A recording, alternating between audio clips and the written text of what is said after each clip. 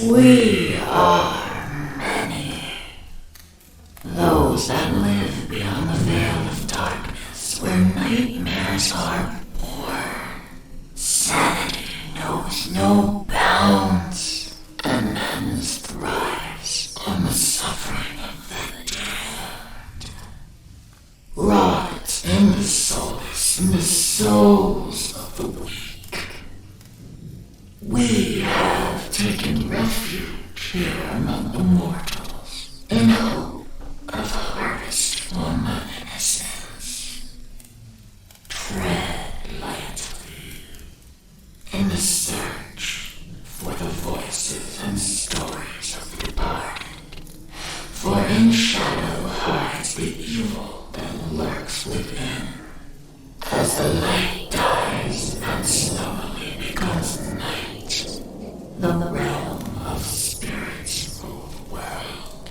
In the darkness of your mind hides your own hidden demons, and brings to life your deepest fear. Do you have what it takes to speak to the dead?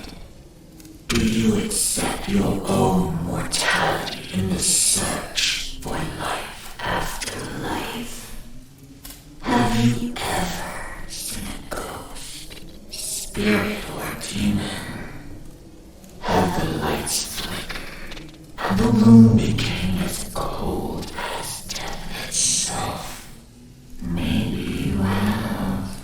Maybe it was your own subconscious preparing you for death. Come spend some of what's left of your own existence in our search for the answers that are hidden behind the veil. Shed off the blinders and open your mind's eye and listen to their stories. We are there. We are incarnate paranormal. And what is up, everybody? Happy Sunday to you. Got to start off. Sorry about the no-show Friday. Work comes first. That's all I'm going to do with that one. Got home at a decent hour, but by that point I was just too wiped to do a show. Had to go in this morning. Too. I had to go do a drop at a venue at 9 a.m., which means I had to get up at 6, be ready by 7, out the door by 7, work at 7:30, load the truck, be out the door by 8, be at the venue by 9, and stand around for a little bit dealing with the dickhead neighbors who would not let me go onto their property to back into the venue I needed to go to, and we had to hand load everything off the truck, which shit happens. And Benny, I see you snuck in. How you doing today? Hope you had a great weekend. We are at episode 395. That's 6 more to go until show 400. And we have 4 more shows to go to get to number 100 for NSP Part 3. Can't believe I got that out in one try this time. Anyways, guys, we left off Thursday at 52-minute mark on Dead's H8 recorder left in the law library. We're, like I said, almost an hour in. We've only got one EVP, and it was an odd sound. It was like a weird knock. So I've already got the audio adjusted and everything. So yeah, let's see if we can get some EVPs tonight. I've started a little bit early. We'll see how far we can get the show tonight. We are going to do at least 2 hours.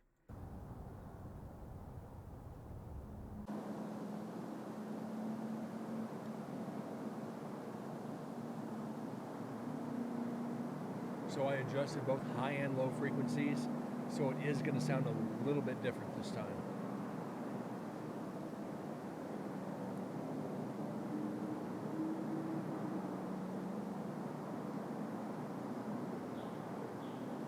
Birds. More birds.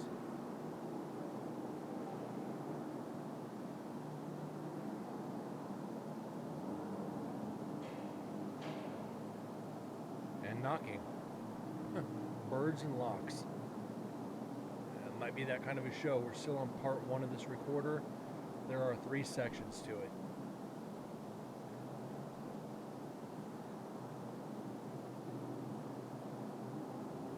We're still sitting at 312 EVPs. Yet another hour with nothing. Might be another 2 or 3 hours with nothing. Depend on how the show goes tonight. But it has to be done. I think I'm going to see about some video sometime during the week.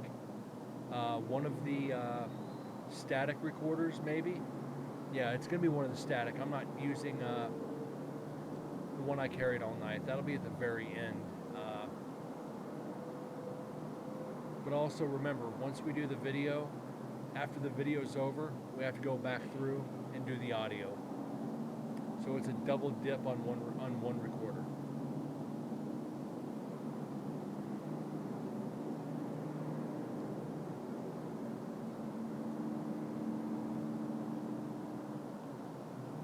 And TM, how you doing tonight? Thank you for being here early on a Sunday. Hope you guys don't mind me starting early today.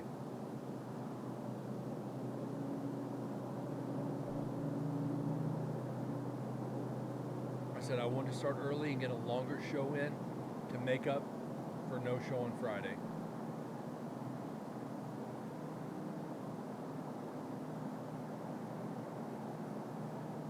And tomorrow will be a special show, so that is if there's a show. It all depends on work tomorrow, which I intend to be interesting, to say the least.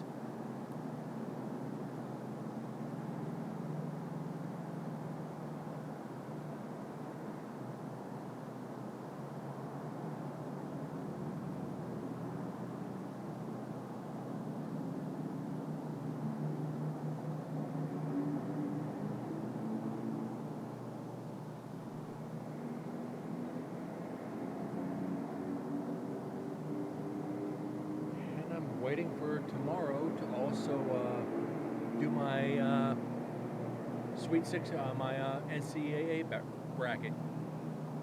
Anybody else doing tourney brackets this year? I was thinking, yeah, that was...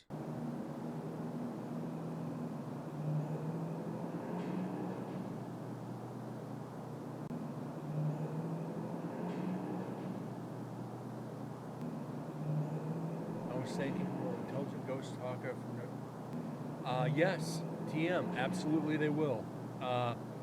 Let me explain this.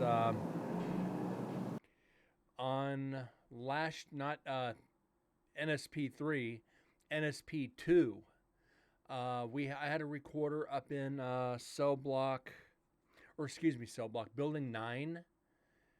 Left one of the recorders in one of the cells, and we actually got a conversation between 2 spirits. I'm thinking it might have been residual, but it was a conversation. One spirit warning the other not to go down to culinary or go down to the cafeteria because they'd be killed or if something would happen. And then the other spirit saying he doesn't want to die. So, yeah, I believe they do communicate just like we communicate on here. You communicate with anybody else, all day long. We are in life as we are in death.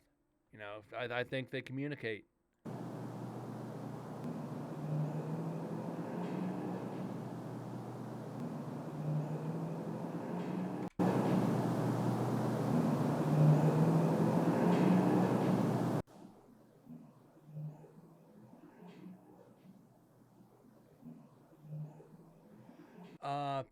TM, I completely disagree with that. They are dead.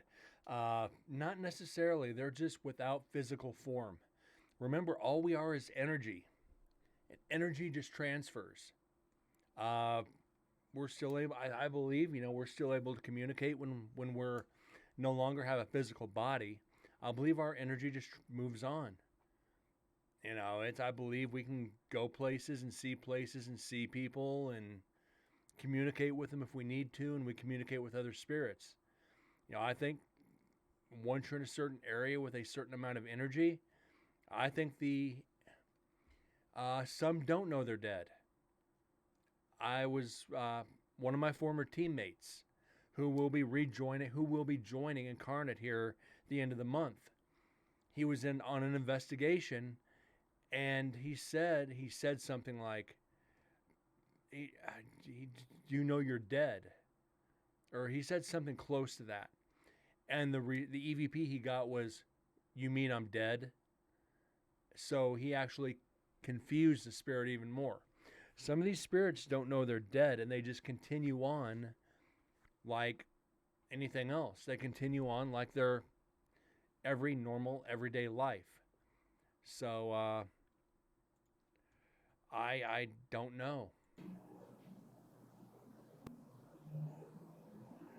Okay, that's not a voice. Some spirits don't know they've died. If somebody walks up and puts a gun to the back of your head and pulls the trigger, you're not going to know you're dead.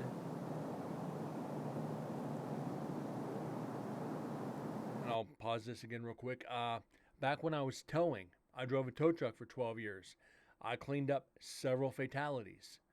The second company I worked for, one of the dispatchers, she was there, late night by herself, and she would see shadows walking around the tow yard.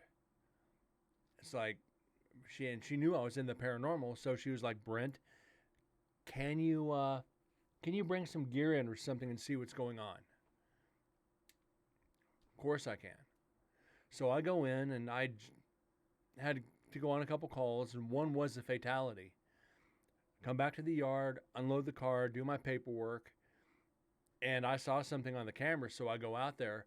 I'm watching a shadow walking around this car that I just got through bringing in. So I'm wondering if that's not the spirit of the person that just died in that car, not knowing they're dead, looking at the shape their car was in. Does it confuse them more? Probably. But I think you do more harm, and that's why there's rules in the paranormal and on investigations. You never ask, how did you die? When did you die? Do you know you're dead? Anything along those lines, you just don't ask. It's out of respect. You can work around those questions by asking something like, what's your last memory? Now, what's your last memory? He's not saying, oh, you know you're dead. What's your last memory? Oh, being walked into the other room, referring to the prison, to the execution chamber. What's your last memory? Being led in the other room. And maybe then they can get some peace that way. But it's still risking confusing the spirits. That's why traditionally don't go down those roads.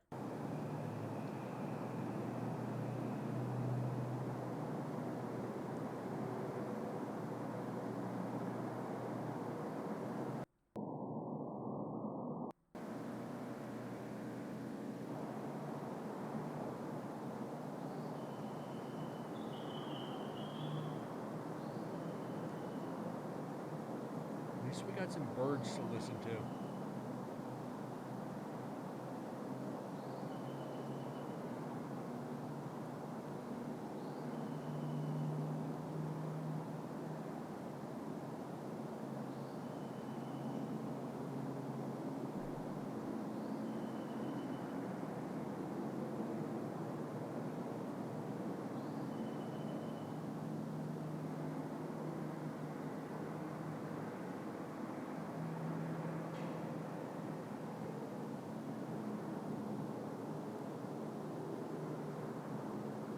I wish I actually saved the pictures from that though, but I don't think I'd be able to actually share them with you guys because they were of fatal accidents.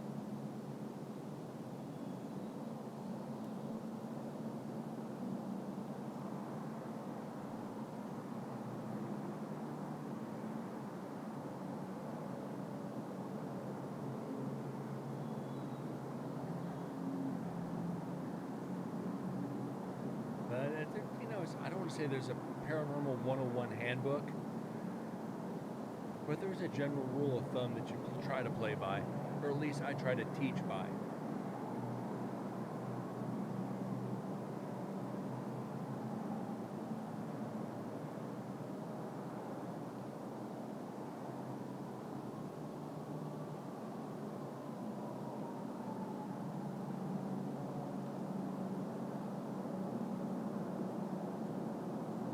We might run into some stuff here.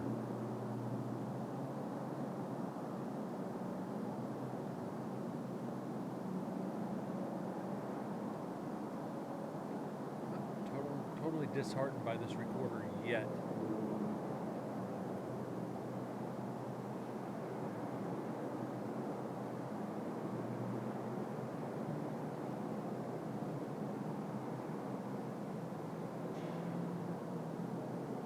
I have seen a local team when they did not think.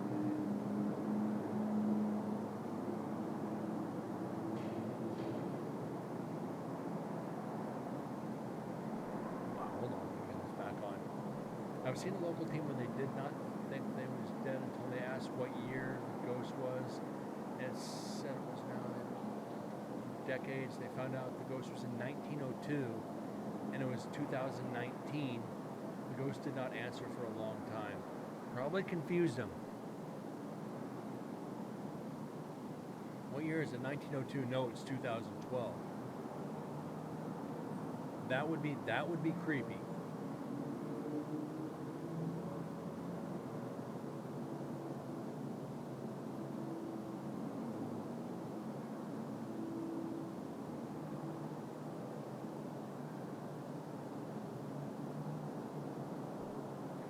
Like I said, like Nevada State Prison, 1862 up to 2012. Goldfield Hotel, any place in Goldfield, Nevada, you're talking 1903 up to present. And well, the last death I know of in Goldfield was a suicide out in front of the hotel. Some guy drove, I think it was like across country, drove to the Goldfield Hotel, got out, stood in front of it, and blew his brains out. What drove him to drive across country to the Goldfield Hotel, of all places, to commit suicide? The energy in that hotel is way off. You know, I've been in it numerous times, and over the years, the energy in that place has shifted a lot. Let me pause this real quick.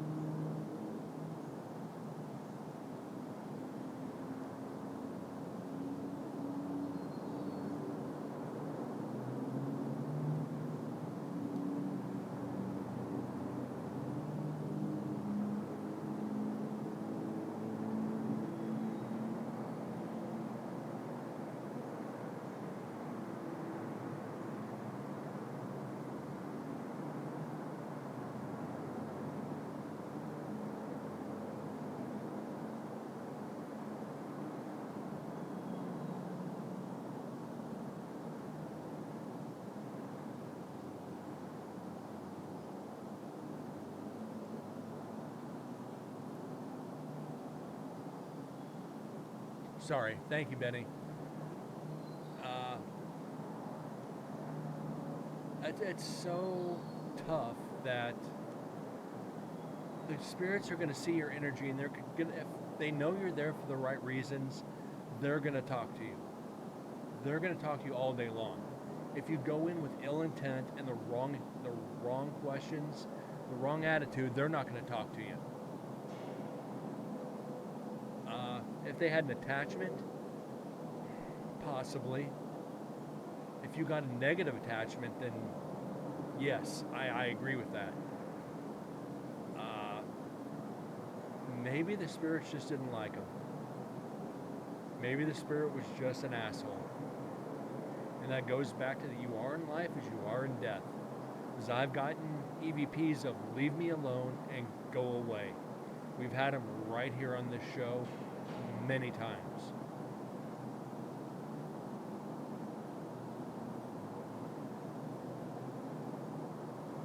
Now, do you not like me because of the people that are with me?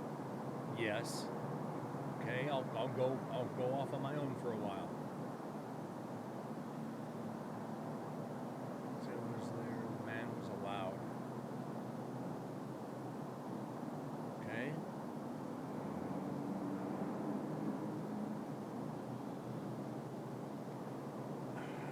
I think it's more to do with the people that were there. If they were there with different people, even if it's one different person in the group, it was that one person that they didn't like. So if Benny, TM, and I, we go on an investigation,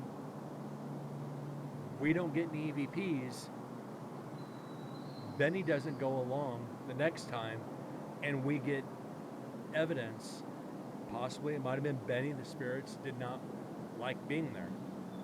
I've had it to where they didn't want to communicate because of me.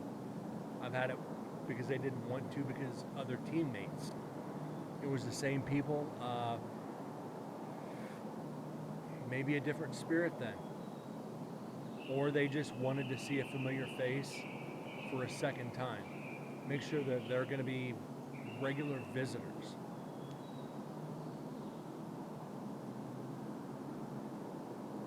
Oh, no.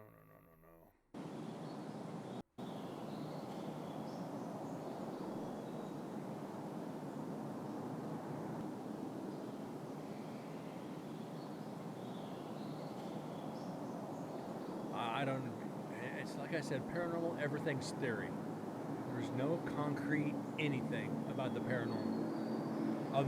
Other than you're alive and they're not. That's the only thing that's concrete. But then again, it goes to what if all the paranormal is bullshit and it's just subconscious projection? Who's to know? We'll only know that when our day comes.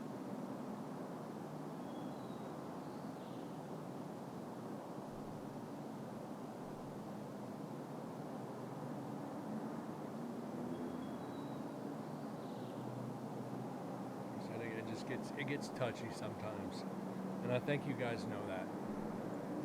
You've heard me in areas. It's like, go away. All right, I'm not leaving. And if you light up this device, I'll leave. You get the EVP of go away, the device doesn't light up. I'm not going anywhere. Unless I'm doing a live EVP session and I hear go away, I'm not leaving. But I have. If you can knock on that door, you don't want to be bothered, I'll leave. You hear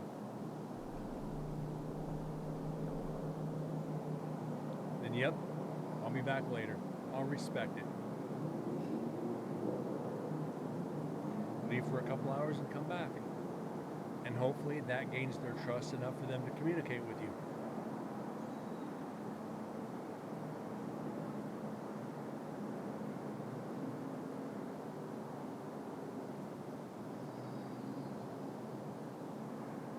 Tesla used 2 EMF meters.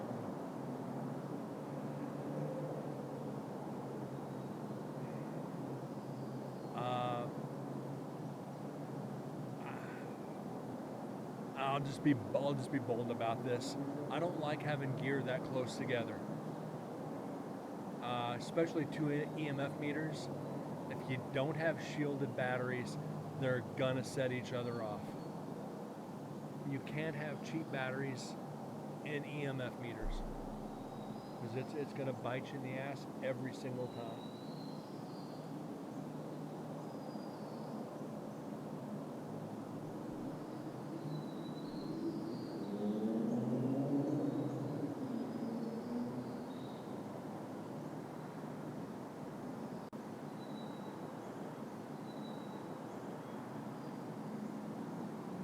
it's like I said, theory though.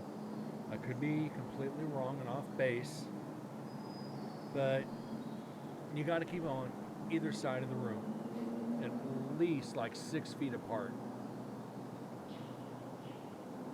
Like, all right, if you don't want to sit here, go light this one up. If you want to sit here and talk, come over and light this one up. But if one will go off, if they're that close together, yes.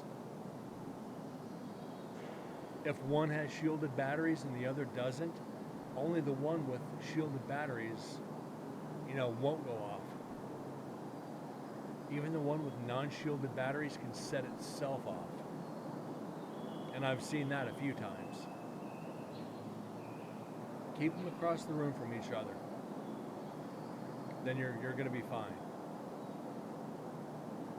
But like I said, that's just what I've seen. And I could be, like I said, I could be wrong. But I don't like a lot of these paranormal toys. K2, borderline. Spend the extra money and get the Yeti with the memory card slot. That way it graphs it out for you and you can gauge it by what's going on in the room. Humidity, air pressure, EMF, vibration, Let me bring this up. I forget what exactly is on the Yeti Plus.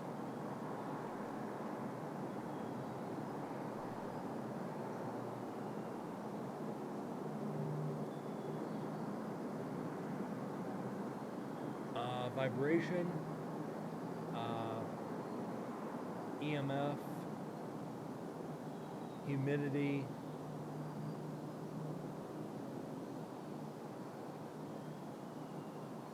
temperature, pressure.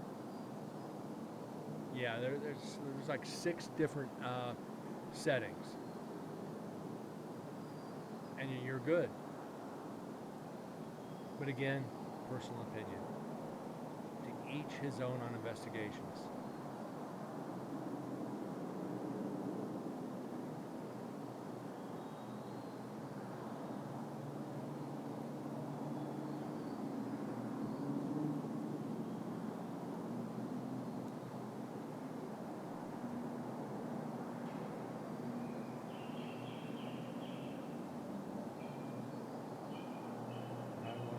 Test all the theory.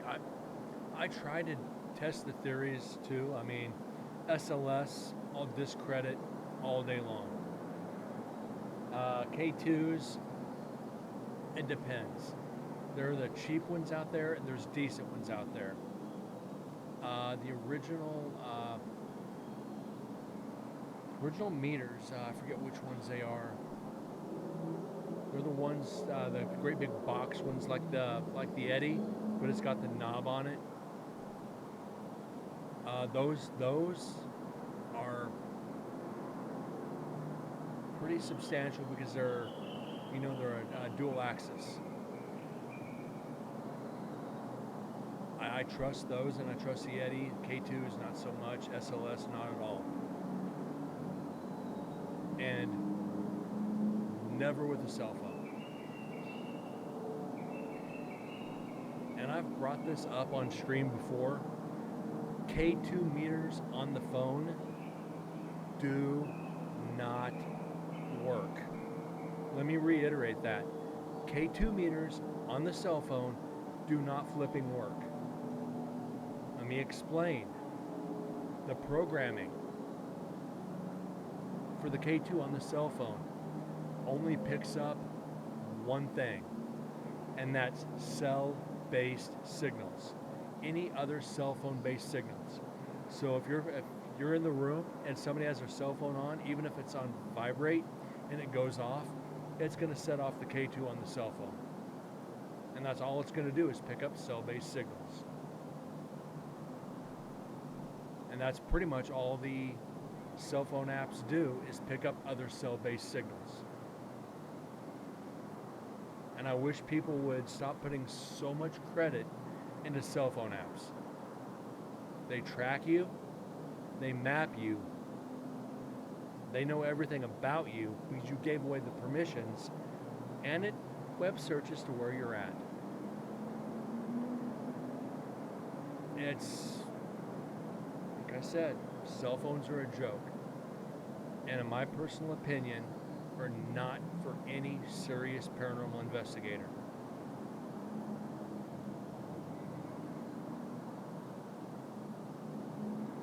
And I've made the indication. If you want to know if these apps really work, there is one single way to do it. Wait till you get, let me pause this real quick. I'm going to let it play. I won't pause it. Wait till you have your contracts up on the cell phone. Wait till your contract's up. And if your cell carrier offers you to renew to a new phone and gives you a tablet, get the tablet with the deal. Pay for the tablet for the 90 days or whatever. Cancel the service on the tablet. But before you cancel the service on the tablet, download the paranormal apps onto the tablet. Discontinue the service on the tablet. Don't turn on Wi-Fi, don't turn on anything on the tablet. Because if you don't turn on Wi-Fi, there's no signal to get into it. Then use the app without any service to it and see what you get.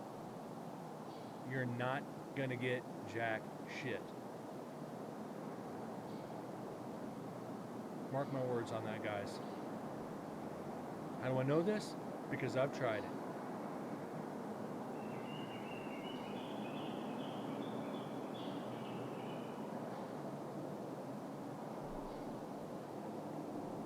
And I see Vexus snuck in. How you doing, buddy? Good to see you. Welcome in for an early Sunday show. I know only YouTubers that want something.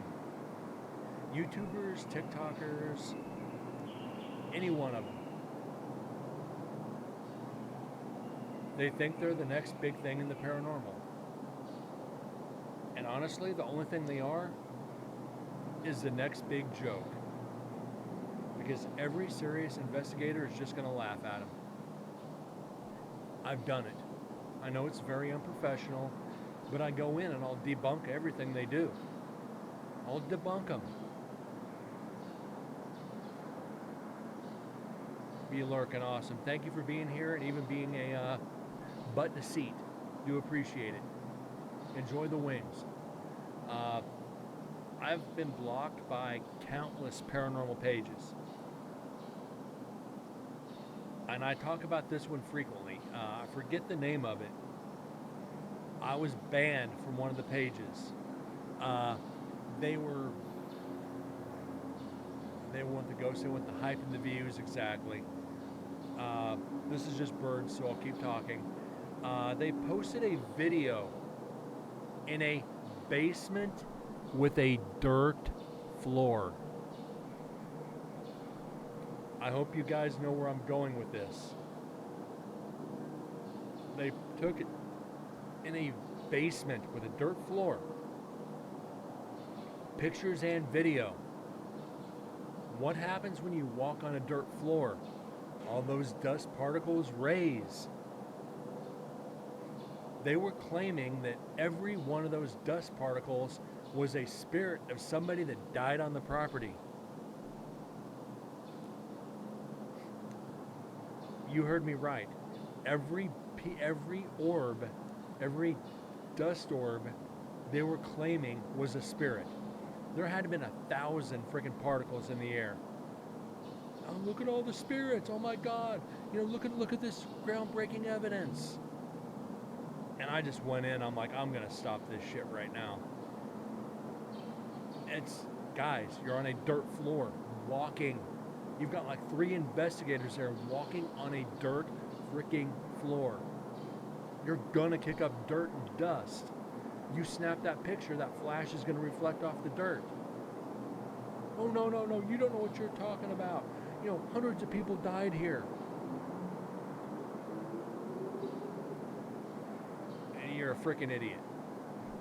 And I even said that, you're an idiot. You know, you need to learn science. You know, go watch Bill Nye. He'll explain it to you. Bill Nye the Science Guy, I'll do it for him. Oh no, you don't know what you're talking about. You're an amateur.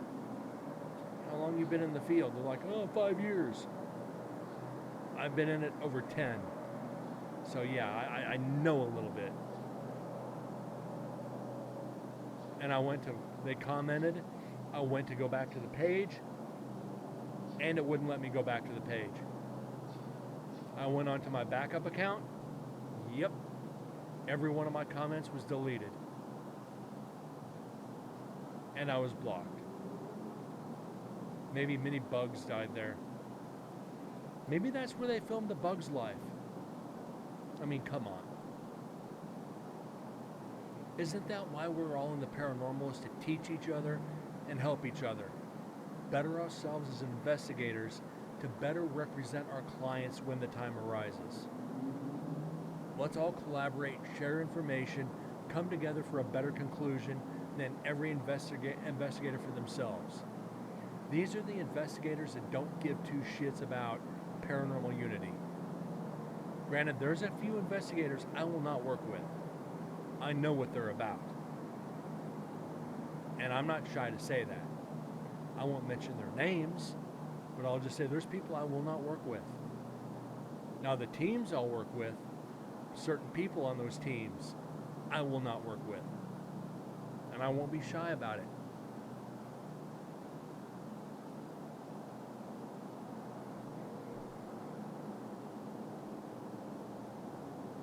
And there's so much out there that we can all learn from each other. And that's where I've been very, very blessed as an investigator. I've had so many people take time out to teach me. One of my main mentors, I'm not afraid to say his name is Barry Barry. Started my second team, Vegas Valley Paranormal. He made me his protege. Granted, one thing led to another, and I had to quit the team. But he taught me 90% of what I still use in the paranormal. An amazing teacher, very, understanding and very, very tolerant to learning. And I still put it all into practice. Probably one of the reasons I'm still with the paranormal is because of what he taught me. And I hope these younger kids watching this understand, that I'm trying to do the same. If I have to do a show with just, how to handle gear, I'll do that. It's like I tell people, when you're holding a recorder, don't grow a pod. Because when your hands move, you're going to drag like near the microphone. It's going to scratch and sound. Hold the recorder out like this. 3 fingers on the recorder is all you need. Limited contact with the equipment. If you're taking pictures, make sure your hands are steady. That way you don't get that camera wobble and you get that blurry image where you think you got a spirit passing in front of you. Hold your camera solid. That's a basic photography. That's photography 101. Steady hands. If you don't have steady hands, get a little frickin' tripod. And don't take pictures with your cell phone. I haven't gone off on a rant on this one in a long time. Do not take pictures on investigations with your cell phone. Now, TM, you've been around the paranormal a little bit. Let's see if you know the reason why. I'm not trying to special and low light because it longer exposed time. In a nutshell, yes. The cell phones are horrible on investigations for the simple fact of slow shutter speed. And that's because of low light conditions. You need a good camera for low light. Or just go with a full spectrum camera.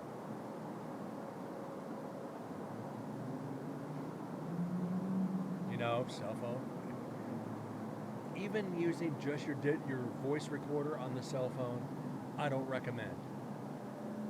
Because you risk your phone going off, you risk other things happening. Just invest. And hold on, wait for this car to pass. If it's a car or a plane. Okay, it's a train. Never mind. People cry about budget in the paranormal. People cry about the budget. Okay?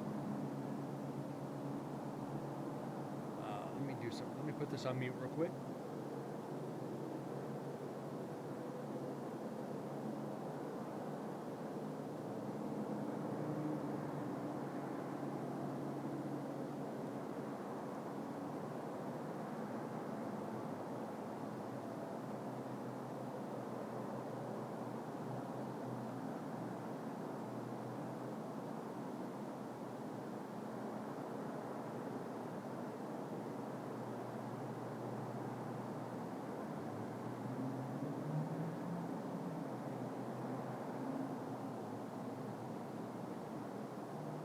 I'll do this off memory.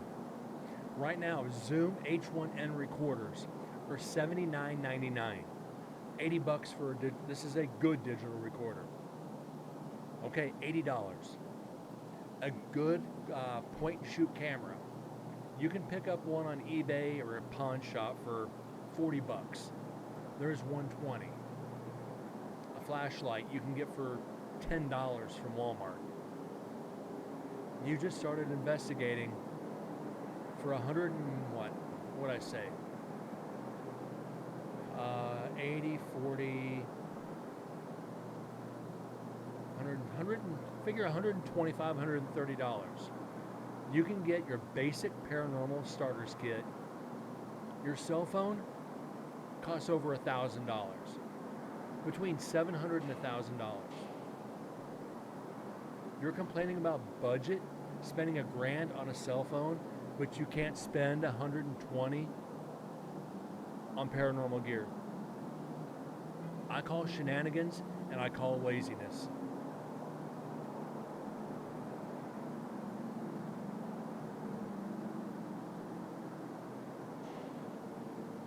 So yeah, if somebody cries about budget, that's because they want the biggest and the best of everything and they can't afford it. Start small. I did.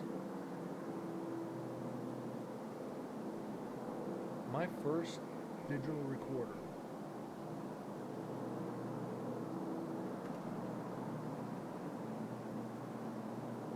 was what was it?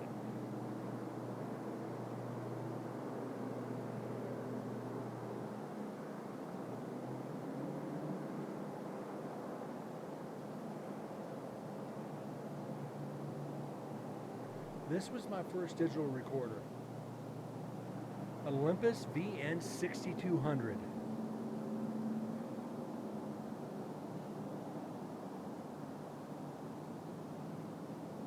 This is what I used for my very first recorder.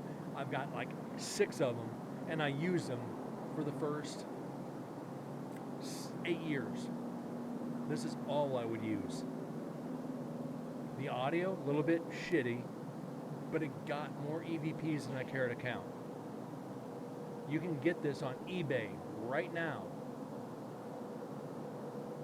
for $15. $15. That's 2 days of Starbucks.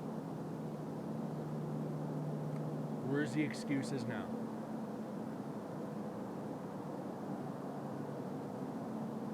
You got to be a budget investigator. You got to start somewhere. Hell, if somebody in Vegas wanted to join the team and they were on a budget, I'd give them one of those recorders to start out with.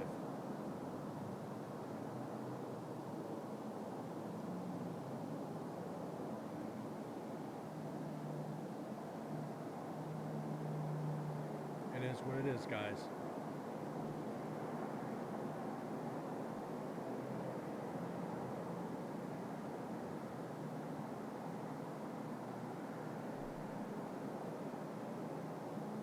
if you have to stop eating fast food for a month to buy the gear, stop eating fast food.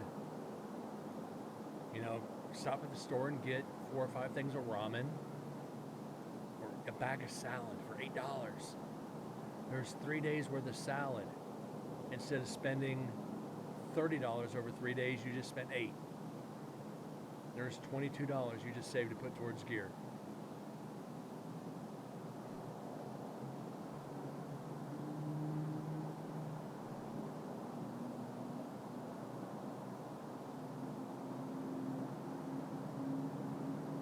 And here I go ranting again.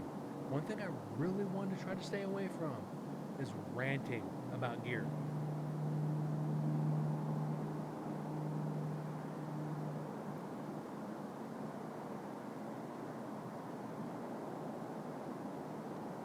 Build up. Don't do what I did. Yeah, I had the money to do it at the time. I went out and spent, when I really started to be getting serious, I spent I think I spent $700 or $800 within a month. But I saved up. I had it saved. If I wanted to do it, I could. I bought a laser grid. I bought, a full spectrum, a cheap full spectrum camera. I bought a better flashlight. I bought, just another couple recorders. I went to a Tascam DRO5, which is like $90.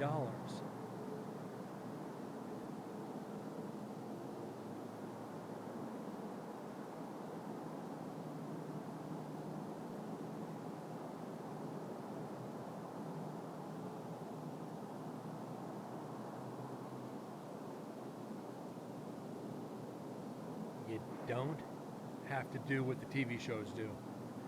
From the start, also hit or miss, see what works and what. Yes. Like I said, the only things the 2 things guaranteed to work for you in the paranormal is a flashlight and a digital recorder.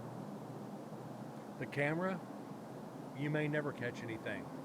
Like I said, in the 30 or 40,000 pictures that I've ever taken, I've only had 4 or 5 I couldn't explain. And 2 of them are guaranteed evidence. It's like, come on. It's you're right though. It's like what works and what does not, but that's pretty easy to gauge.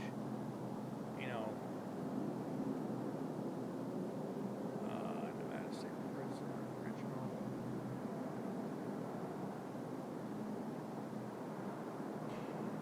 Try to find this picture real quick, if I can. There's one picture that kind of messed with me a little bit. I'd kind of like to get some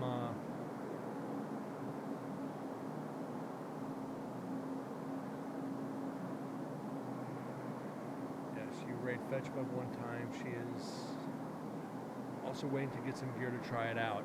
Yeah, and she's gonna have to find out what works best for her.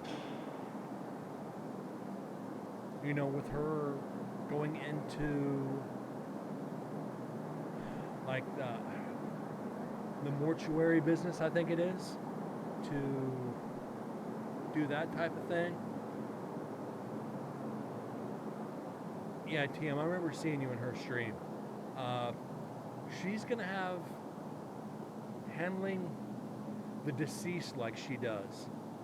She has a potential to very good question,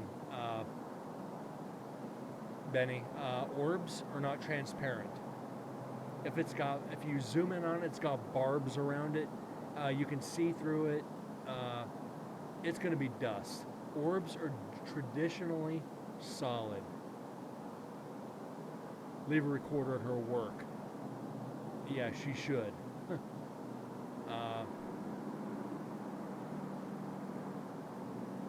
And you can here's an idea. This is the idea of shaky hands. Well, not necessarily shaky hands, but people moving. This is what happens when people move when you take a picture, even with a great camera.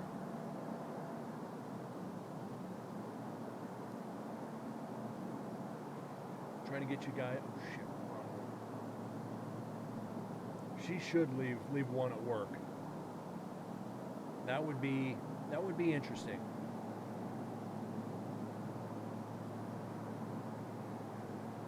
That would be actually really interesting.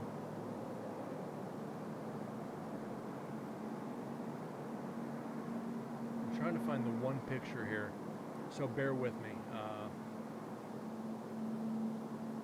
I'm just going to bring them up until I find it.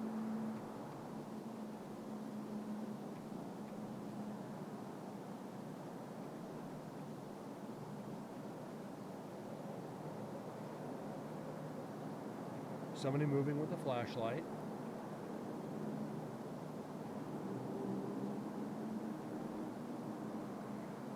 Videos, where is it? It's around somewhere.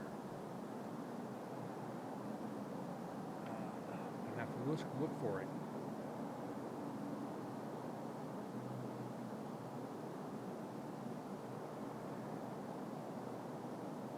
Huh.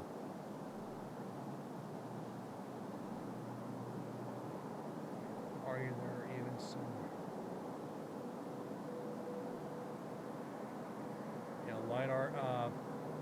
This is just like I said. The bad thing is you have so many people moving around, and they got flashlights going everywhere, so it's a pain in the ass to.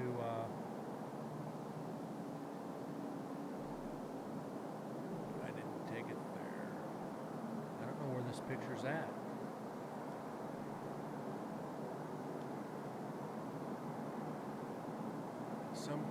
Some are better than others. Bear with me while I find this picture, please.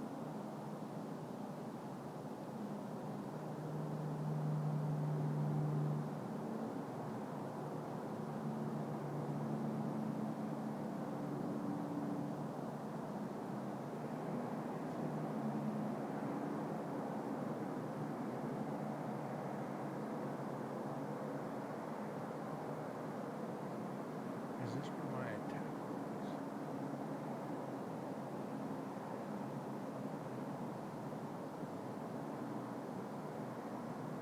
There's empty Y. I hope I didn't delete that picture.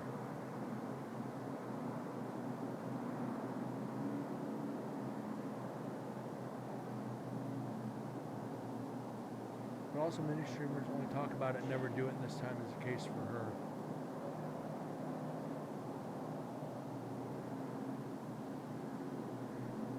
Yeah, she... I think she's going to be a great investigator if she does it. I'm not going to even shy on that one. The way she's doing what she's doing.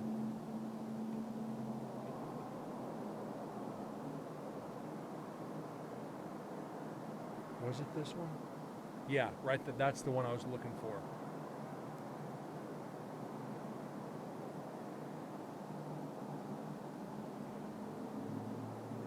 Now you can see pretty much everything's somewhat stable, but you got that weird aura on the right-hand side. You've got her kind of blurry because she's walking, but you've got that weird aura on the right side of the screen. She's have said the same story others have seen.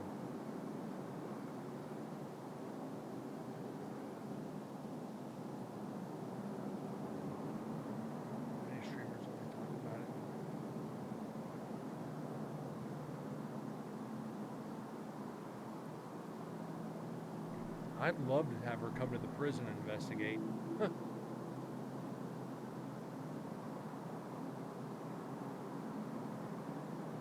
Yeah, this I still can't explain to this day. Is that double aura right there?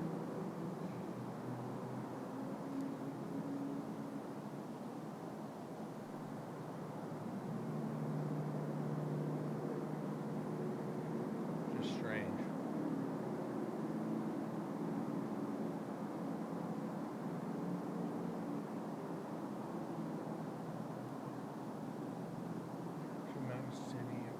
Sister mom seen someone that looked like her. Doppelganger, maybe? I don't know.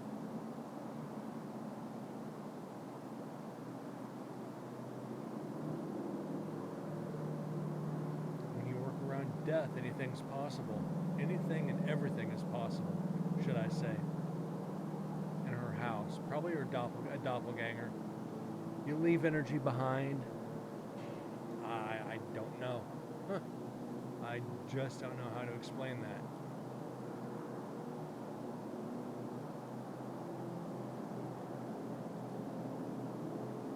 And this is SVP. This is my other full spectrum camera. Let me bring this up real quick. This is my first full spectrum cameras.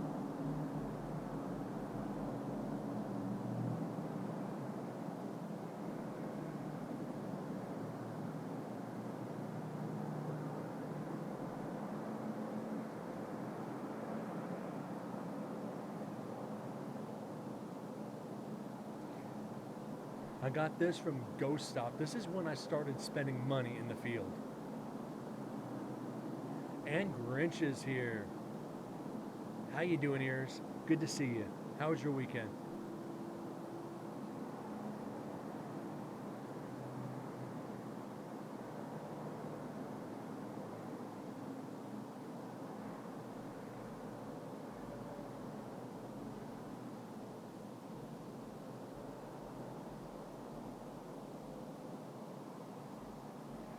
We're still kind of on some dead air recorders. We've only got one EVP so far, and Bones is here. How you both doing? Good to see you. You both had a great weekend. Surgery, getting admitted back into the hospital after going home, just been sleepy and busy. Hope everything's okay with the surgery. Been sleepy and busy. Believe me, I understand. Not having a show Friday and having to work this morning. I couldn't exactly take a nap today because the kitten would not let me sleep. Every time I doze off, I'm getting licked on the side of the head. Good old Jack, yeah. He's been batshit crazy lately.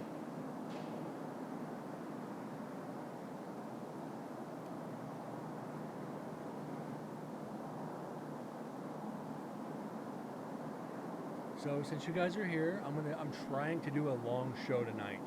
I started early. We're pretty much an hour in. We are doing a guaranteed 2 hours. It is 5:30. So yeah, we're gonna try to do something tonight. We have to make up for Friday.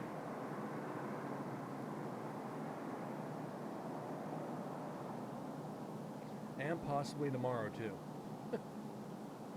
It all depends what happens tomorrow, because if there's a show tomorrow.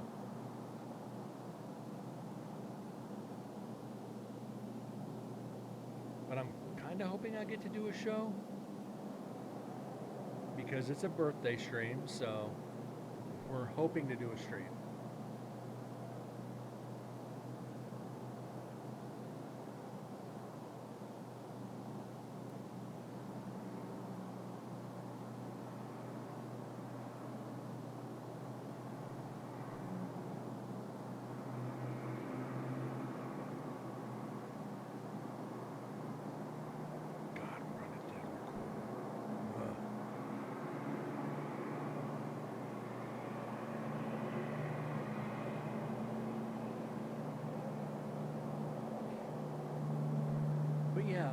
Back to that though, TM. Money on stuff, and I'd like to see. I'd like to see Fetch do a paranormal stream. Actually, paranormal evidence or investigating. See how she fares out there investigating.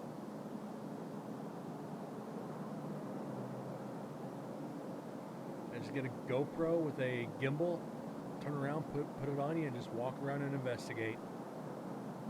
I know she couldn't use the GoPro at work because of privacy reasons. Even a recorder at work might push the boundaries of her job. Don't want to see her get in trouble for it, but in a even have blurred some of the equipment. Yeah, that takes a long time to post some of that stuff.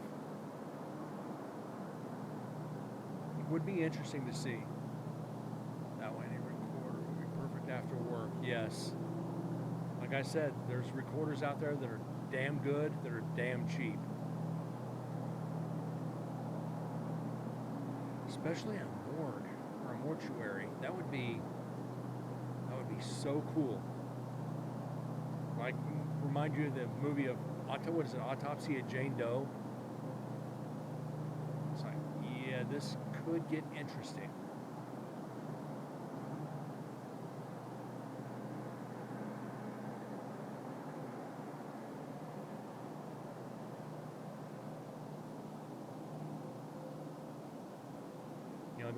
That's got to be the creepiest. I don't want to say strange job, because you have to, respect the remains of the living, or respect the remains of the recently deceased. A little scared that they will talk to her. You work above the city morgue, and legit, it was insane. The energy that remains from that stuff is crazy. Like, I've spent time in mausoleums. When I first, at my second team, when I was with Vegas Valley Paranormal, they put me in the mausoleum, or inside, they keep the remains inside the brick walls. They put you in a room where they raise it up with this little conveyor. They locked me in that. They put me in that room for about 45 minutes. And I will tell you, just that energy, it was insanity. They know you're not there for the wrong reasons, or they know you're there for the right reasons. There for some time when they get them. Yeah. But still, that energy is kind of tied to their physical remains. There's also in the hospital, a few spirits remain, and Big Tom made himself known as showing.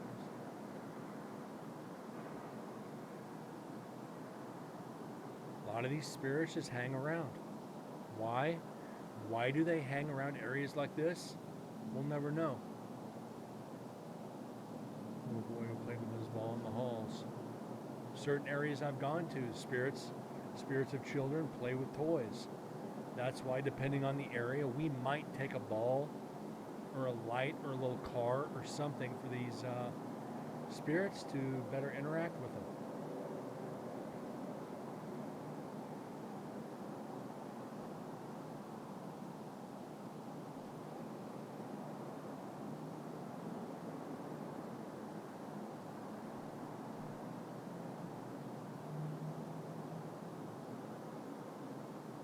I'm actually surprised we've only gotten one EVP in Jesus.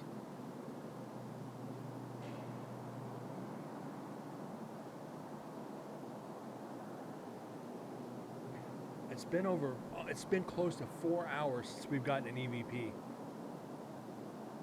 4 hours of audio since we've gotten an EVP.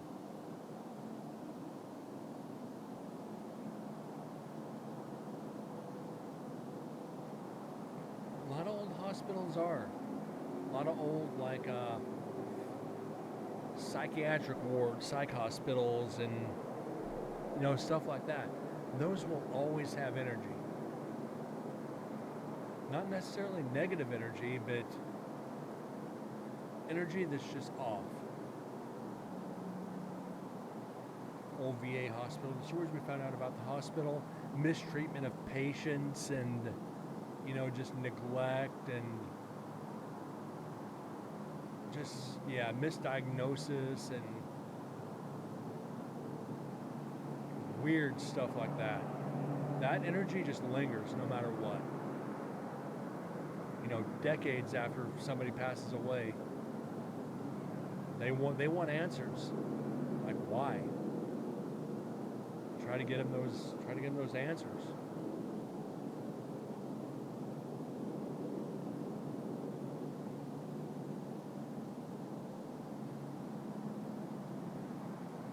baseball bat.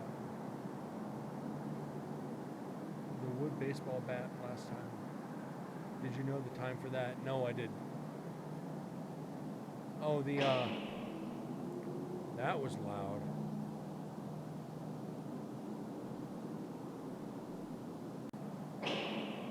That was at 44 minutes, 31 seconds.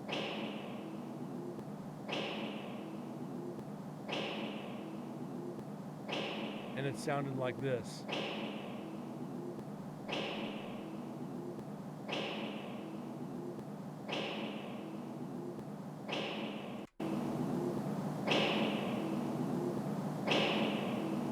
And that's loud being there's nobody in the area.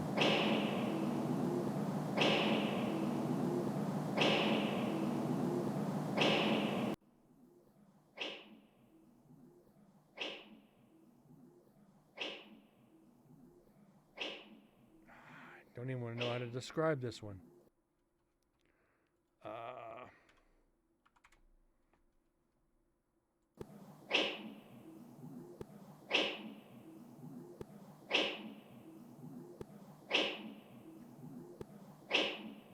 It sounds more like a heavy lock dropping.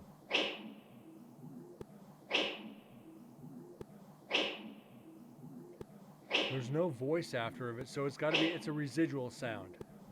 You know, and we generally, a lock and a sock, it's something. Oh, that's a big fucking fly swatter, Bones. That's a big fly swatter.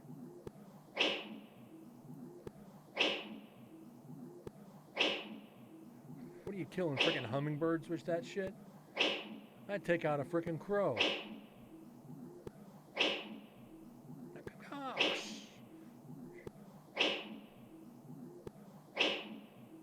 Yeah, the raven was never more.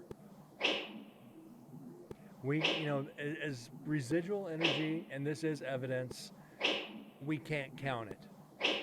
We know it's evidence. We've heard these sounds numerous times before. We kind of just accept them as evidence, but we don't put it on the list. I'll put it on the meter.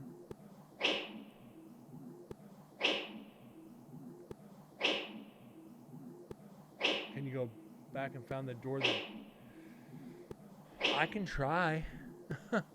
I can try. There's only really 2 doors in that, or there's a lot of doors in that area, but we don't have access to lock them. It sounds like a big lock dropping. It is a fail, but it's also success. We count it, but we don't write it down.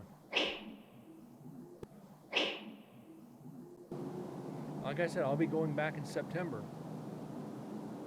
Well, we're gonna have to check some of this out. I'm gonna go into some of these areas by myself for an hour or so and see what happens.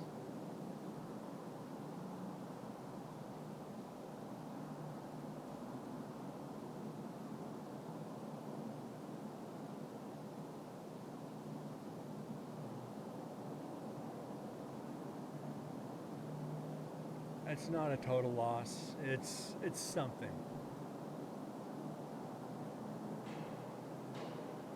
That's why if you know the clock, maybe there will be some.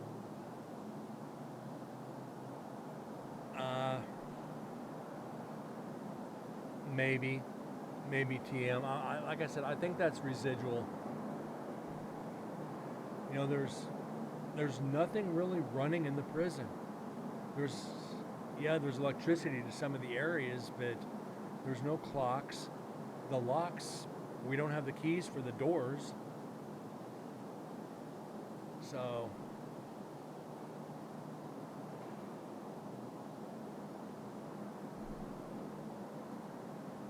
anything's a possibility at that point. Time of recording, hour 49 minutes. You're talking about, it's around 6 o'clock. It's probably between 6 and 6:15. How do I know that? Because we just heard the birds a few minutes prior. So it's right in the beginning of the 6 o'clock hour.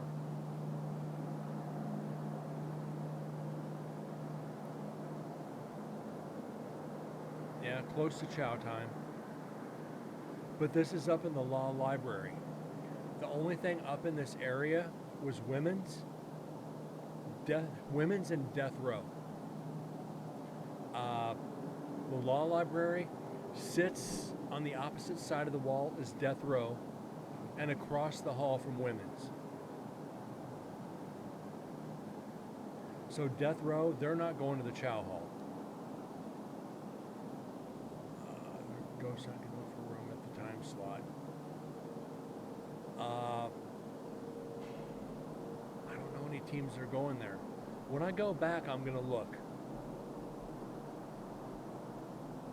I'll go check it out for sure.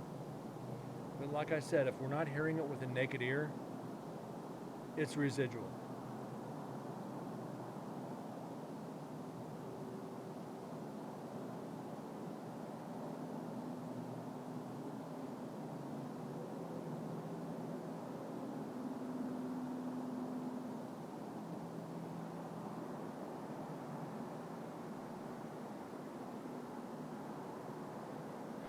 Law library, there's no clocks in there.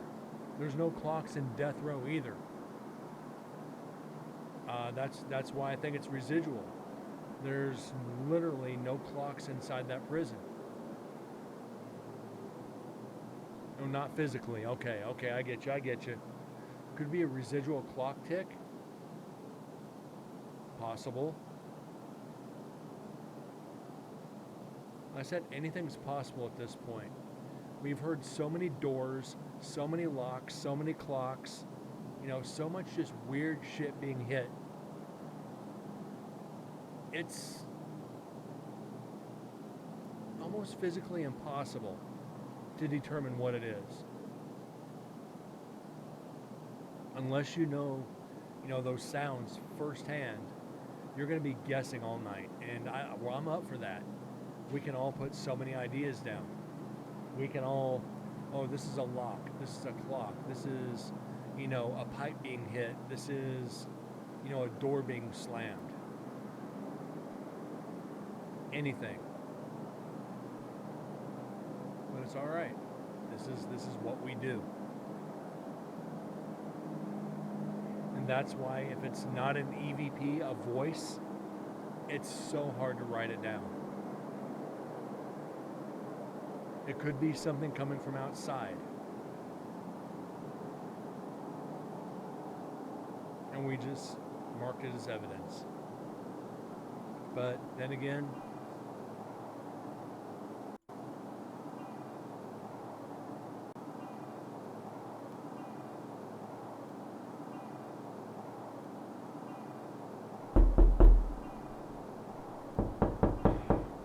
nice, Benny.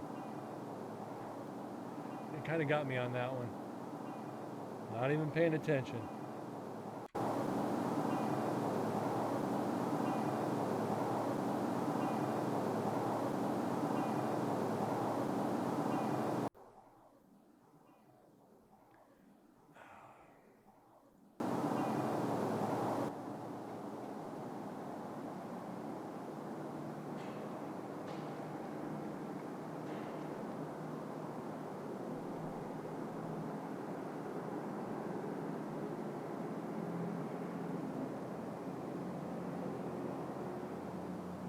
Sounded like something, but oh my God, it's 3 knocks. It's 3 knocks. It's demonic. Yay, we got a demon in the prison.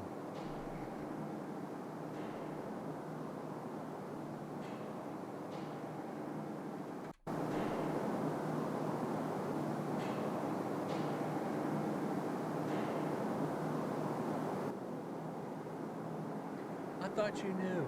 Watching TV, they say 3 knocks is demonic.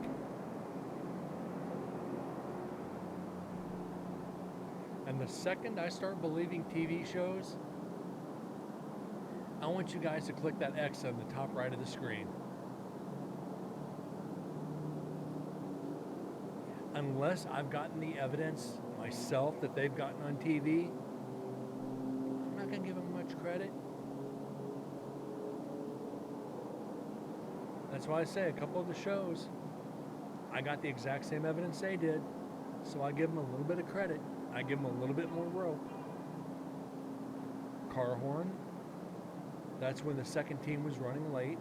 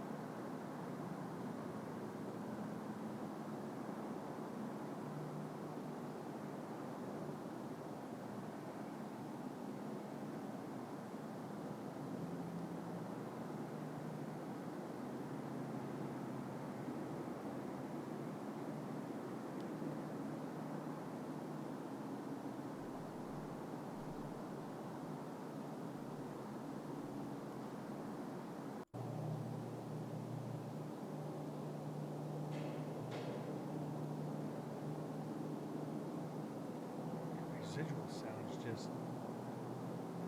Now this is what I'd like to hear, like to see. If we were able to stay overnight in the prison, if there were facilities where we could do it, of course I'm staying in last night's cells to see if we could hear all these residual sounds all night long. Now I know for a fact the spirits probably wouldn't let me sleep, but I would love to be able to do it. I'd probably be up for 2 days straight, but it'd be worth it.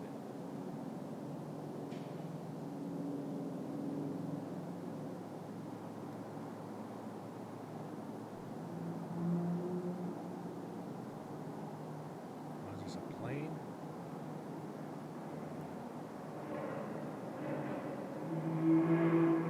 Nope. Freaking car. Freaking wrecks.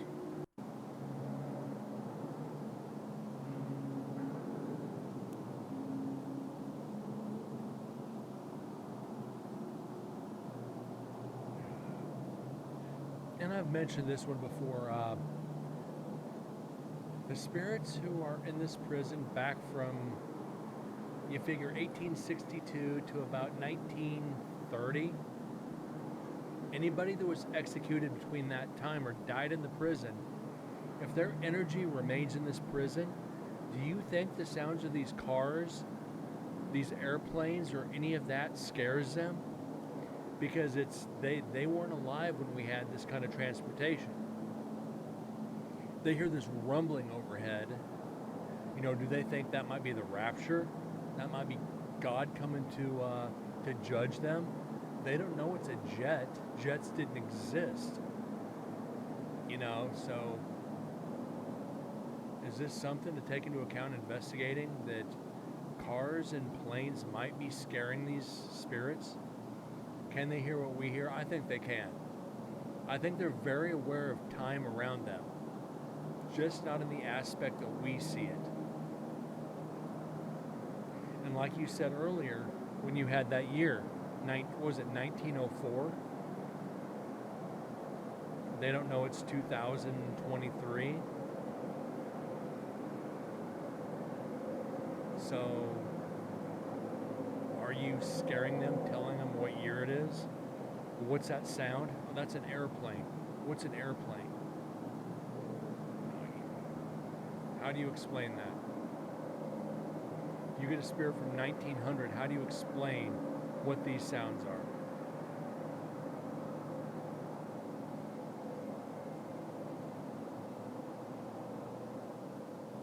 I can't remember the exact date. They are stuck in their era. Yeah. How do you explain it?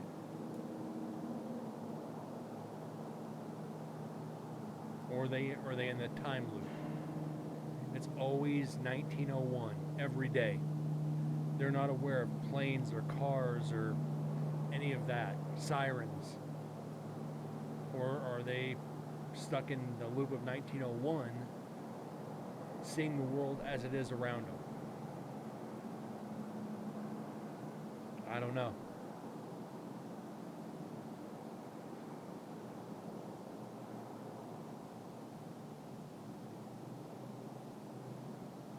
What are you doing in here? What's that high-rise pants you're wearing?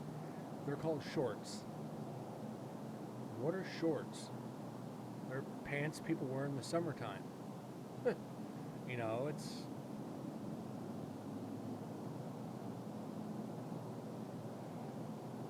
that's a TM. That's an amazing question. Do they get used to the sounds?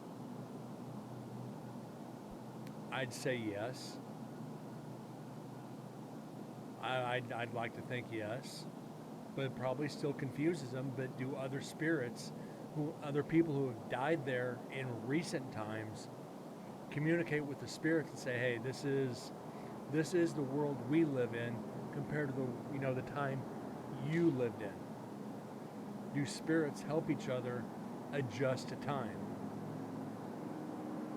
That's another theory to toss around. Do other spirits help another adjust to time? Be an interesting subject to research on.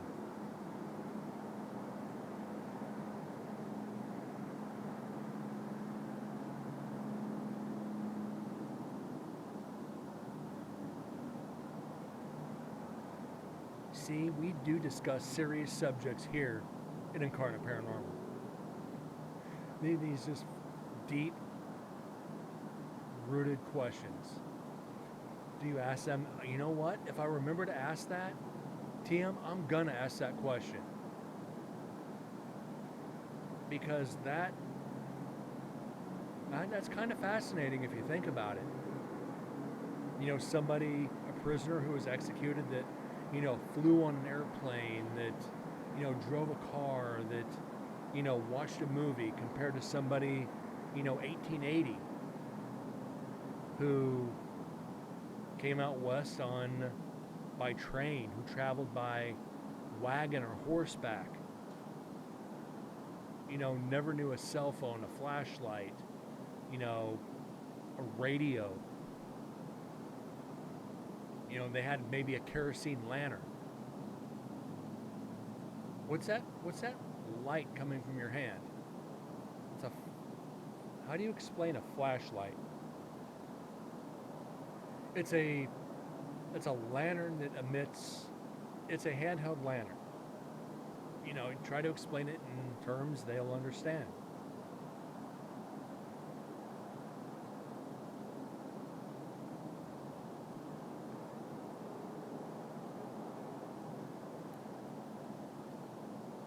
How would you explain an airplane to somebody like that? It's a method of transportation. It's like a bird for people. it's like a giant bird that carries people. A better light source than candle. It's like a just tell me, yeah, it's a candle. You know that TM, yes. Use that. It's a candle. It's a brighter candle.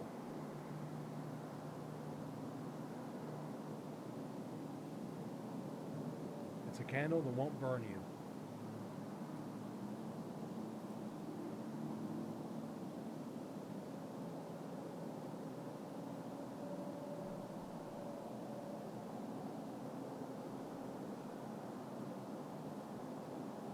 You know, it's like then you've got prisoners who used outhouses.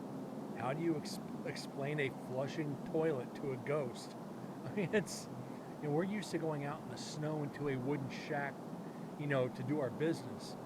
You go inside and push a button on a wall and it disappears. It's an indoor outhouse. It's people don't take all that into consideration when they go investigate. The technology advances and they don't realize it. And you have to explain that to them to where they can understand, not using today's terminology.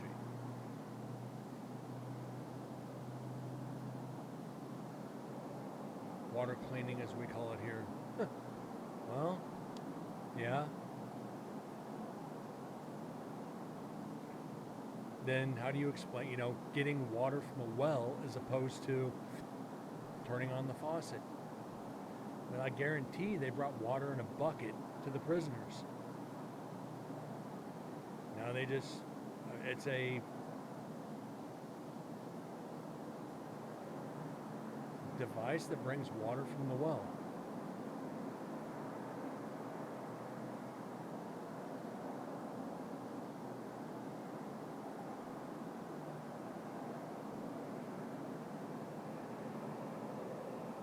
It brings the water from the well so you don't have to go outside when it's freezing to bring water inside.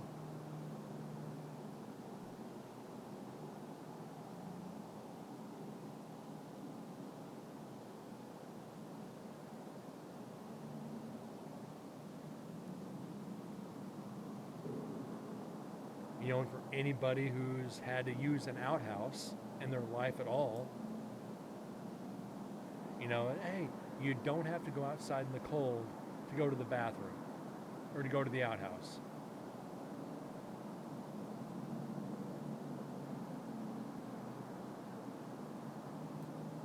It's an indoor outhouse that disposes of it for you.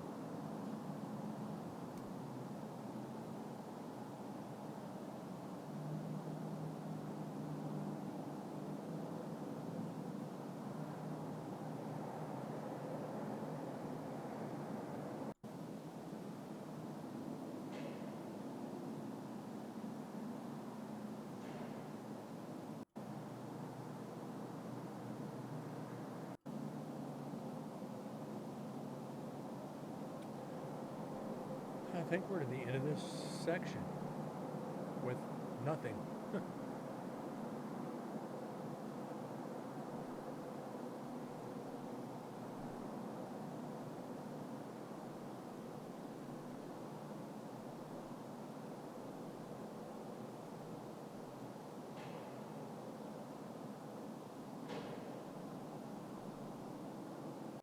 All right, let's get on to section 2. That was 2 hours, 15 minutes with one piece of evidence. Technically 2, but one piece of evidence. Holy crap. Never had an outhouse, but had to do number 1, number 2 in the garden, which is when the sewer's clogged. Close enough. I'll just call that one close enough. Oh, we got some shit here. All right, and this one is 2 hours, 15 minutes. What do we got going on here? All right. Let's get our vocal enhancers in here. You guys know this takes a minute, so bear with me. first file we can dump.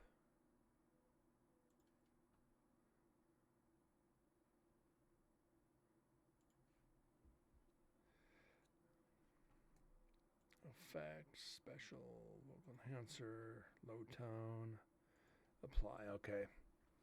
Never had an outhouse,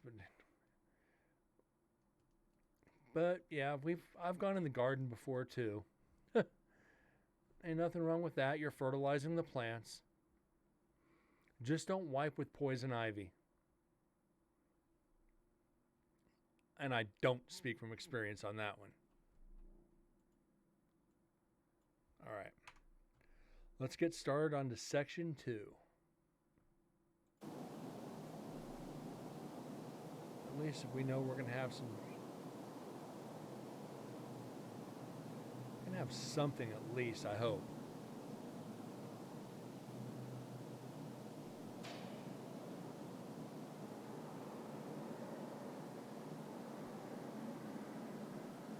If not, we're having a good time.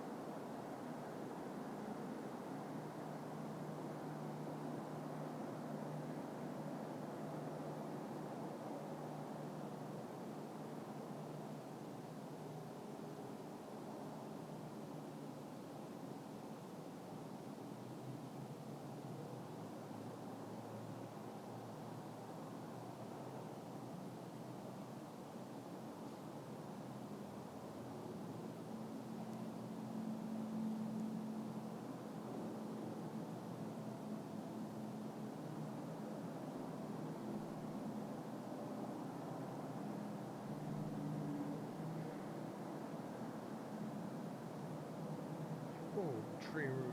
Oh, tree root busted the pipes. And 1 year between. Wow.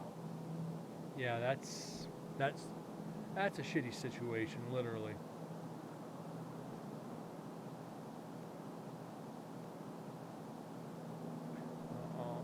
Plastic didn't go in the cracks in the old pipes. Yeah, makes sense.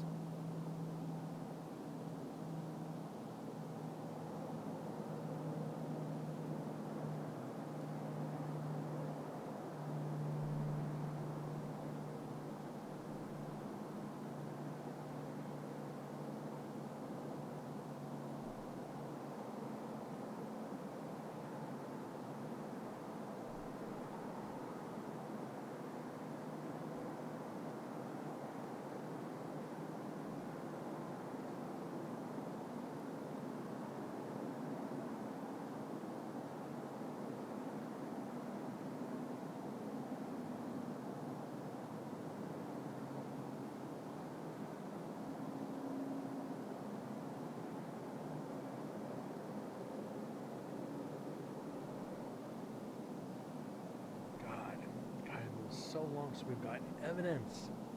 This is terrible, guys. Locks, maybe. We might get something up here.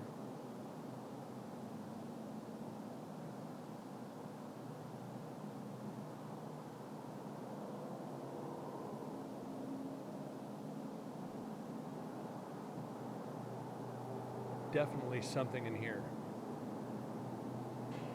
That is hour 45. An hour more of audio before we truly get into something possible. Oh my God. but that definitely won't be tonight.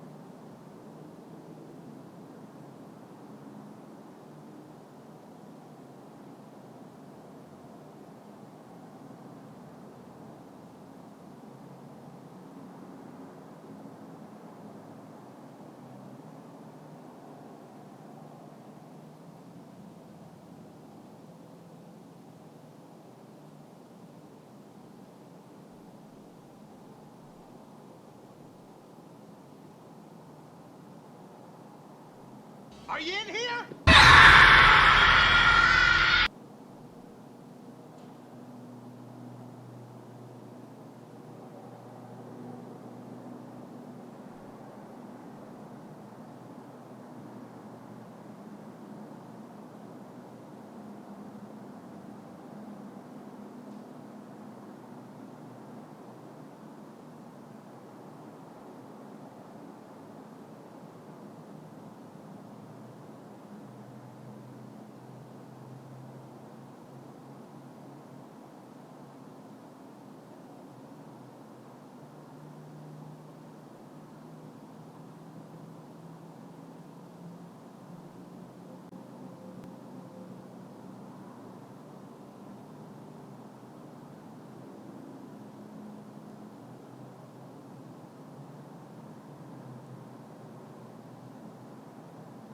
We got a few bangs coming up, something to listen to, right? Thank God there's no more birds.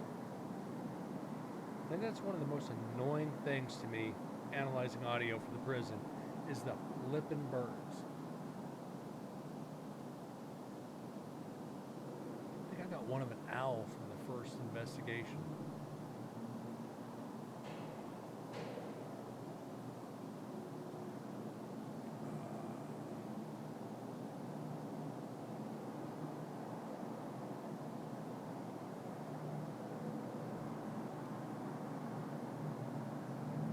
Find that real quick.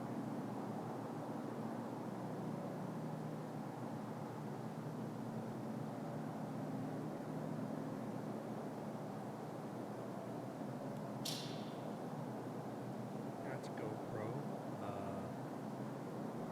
Where's that? Shit.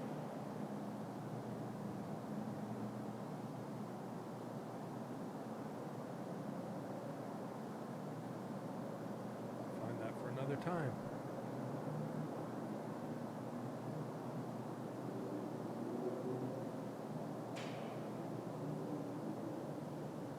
Yeah, some are more close than others. Again, we don't count doors. Unless it's, I mean, just absolutely just earth-shattering slam, we kind of just move on. If it's banging on the door like a Jehovah's Witness, we're going to count it as evidence. But if it's somebody knocking on the door like a Girl Scout, yeah, we're just going to pass it up. Unless she has cookies. Then we're answering the door.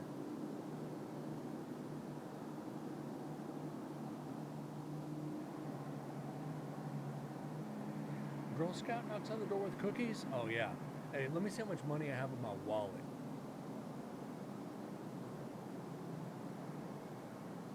$5 a box? Yeah, I'm buying a few boxes. And you know, here's one thing, and this is funny to me. Girl Scout cookies, even with the price of inflation, Girl Scout cookies are still $5 a box. Oh, real cookies. Oh, better be real cookies.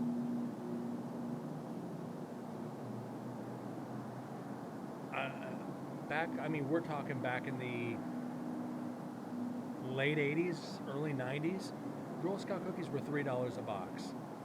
Once 2000 hit, went to $5 a box. At that point, I still don't care. They're Girl Scout cookies.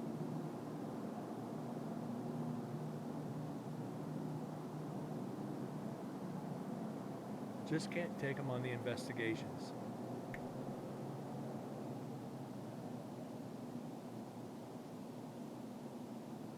And that's kind of one of the weird rules that I follow, and I make the teams follow. No food or drink allowed anywhere but home base. You don't take water, food, anything out with you on the investigation. You want something to drink? Come back to home base. That prevents spillage or doing something stupid. I had made a rule for they're not a thing there. Okay. Girl Scouts kind of, I don't know if you even know what Girl Scouts are. They're, basically it's a youth group that teaches basics like life skills. Every year they hold fundraisers selling boxes of cookies. Oh, we've seen them in video. Okay, then you know. For what they are, they're some of the best cookies around. It just sucks you can only get them once a year. And you go through the frickin' 5 boxes of cookies in like a week. Then you gotta wait another year. It's like during Halloween. You got Count Chocula, Frankenberry, and Boo Berry cereals. They're only released during Halloween. Easter, only time you can really get Peeps. This seasonal shit needs to stop, and they just need to put it out year round. Granted, you can get Peeps during Halloween or the Ghost Peeps. All the money goes to right back to the Girl Scouts. It goes to pay for their trips and their uniforms and events for them. It all goes back to the foundation. You know, 99% of the Girl Scouts, the money they make goes back to them.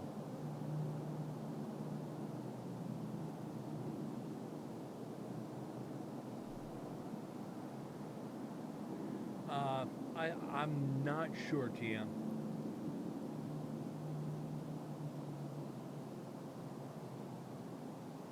The money goes to all the levels, yes.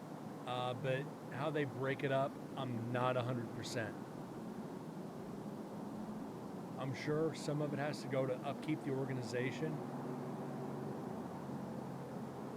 But I'm sure a lot of that's done by donations.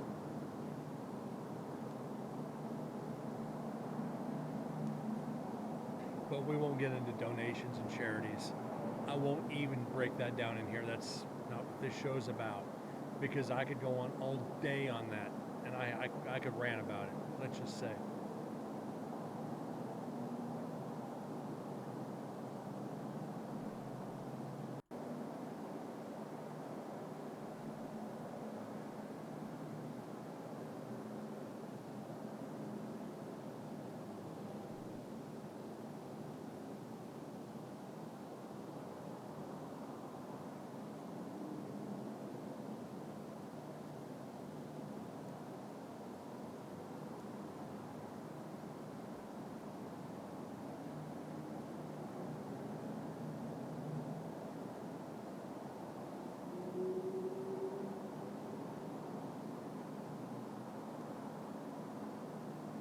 I was uh, I was a Cub Scout and a Boy Scout. Like I know the Girl Scouts have brownies. They're called brownies. Then they become Girl Scouts. Boy Scout, you got Cub Scouts. Then you have Boy Scouts. Then you have Eagle Scouts. So you kind of have to earn your way through each rank, and you have to get certain badges to advance, or at least you do. I don't know how you do it now. Things have changed since I grew up. I'm saying that like I'm old. Ugh. Never thought I'd do that.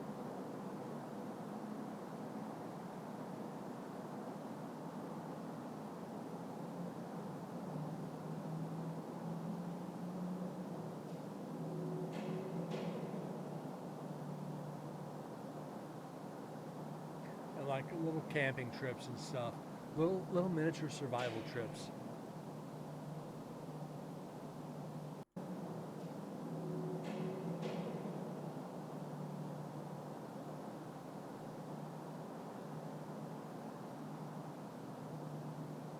Okay, nothing there.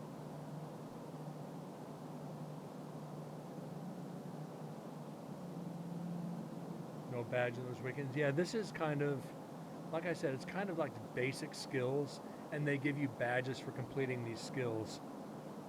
And you know, you do this from like 6 years old up to about 15, maybe 16.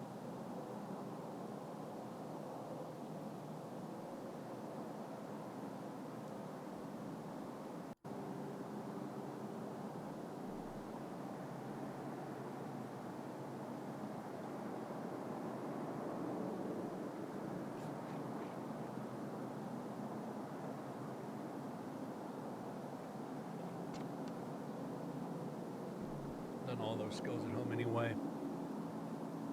Yeah, I have too. I've done all that stuff out camping with family.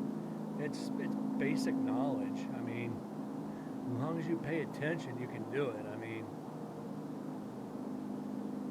it's more about, you know, the interaction with everybody. The badges are just a bonus. You just kind of you make life friends, you learn life skills. You know, so it's more about the interaction with people. I mean, that's my personal opinion, though.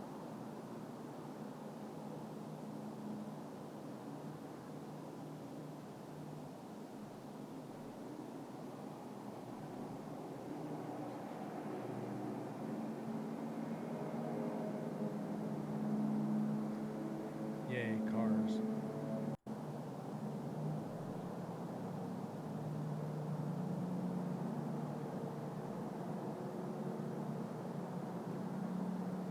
I think we're going to try new areas next year. Or this year, should I say. I don't think we're going to put anything in the law library this time.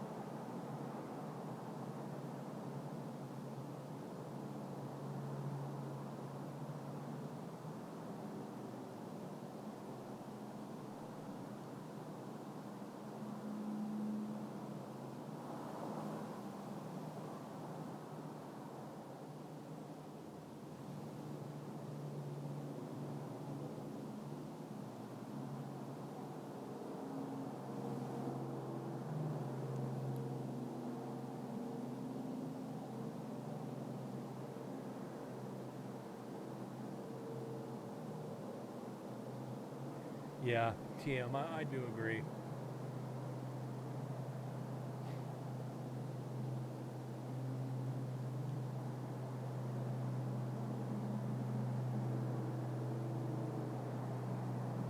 But also, you know, that Scouts, I think, started back in the 40s. So over the years, it's gone way different. Like back when it first started, I've watched specials on it. You know, you literally had to learn how to survive, build tents, build fires, build shelters, learn how to filter water. Now it's like, okay, you need to learn how to put up a tent. You need to learn how to tie a knot. You know, some even more basic stuff, more remedial than when the Scouts first started.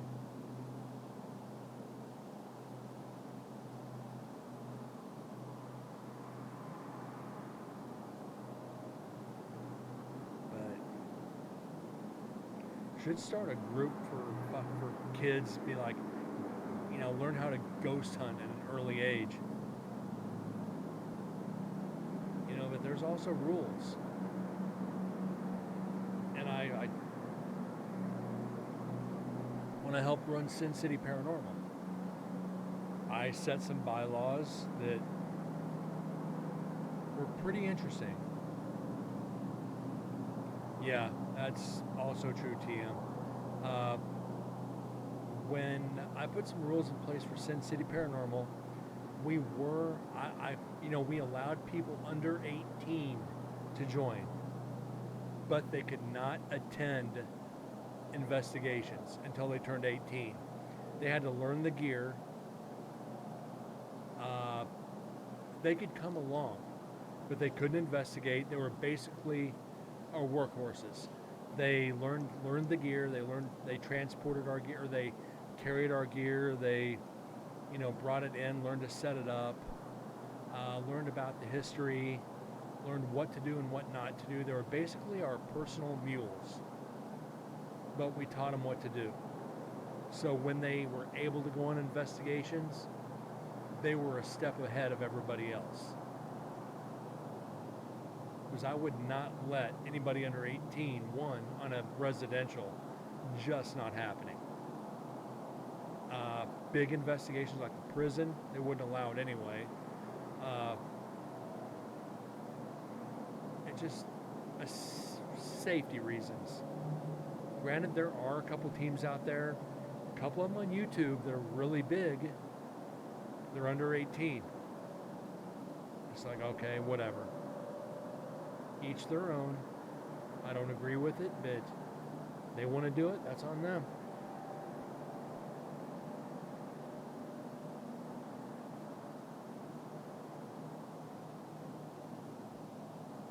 But I think to start in the paranormal, you should be required to know some basics before you go out.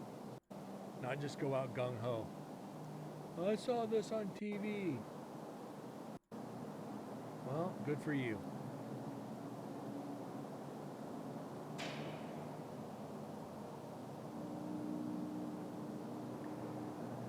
And again, that's when we first started recruiting, when I was with Sin City, everybody was like, well, I saw this on TV and I want to know if it's real or not.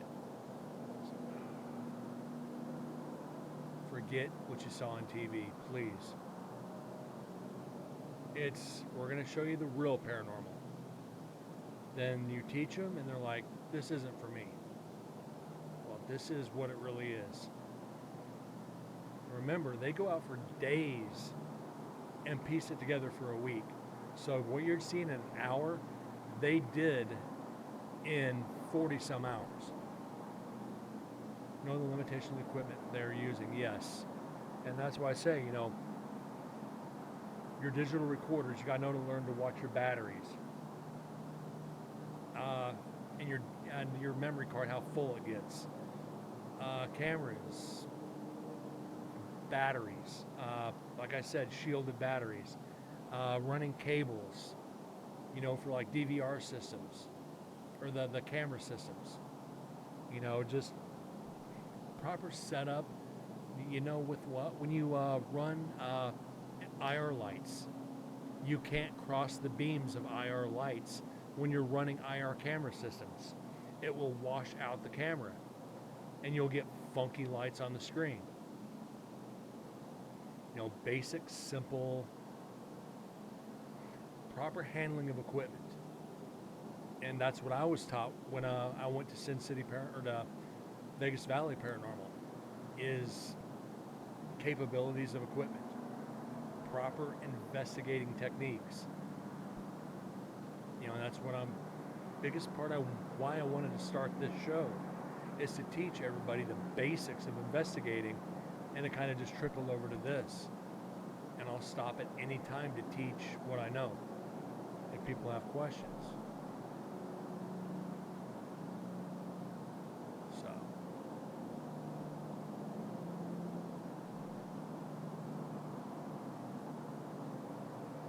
And again, a lot of people don't want to do that. They just want to run and gun.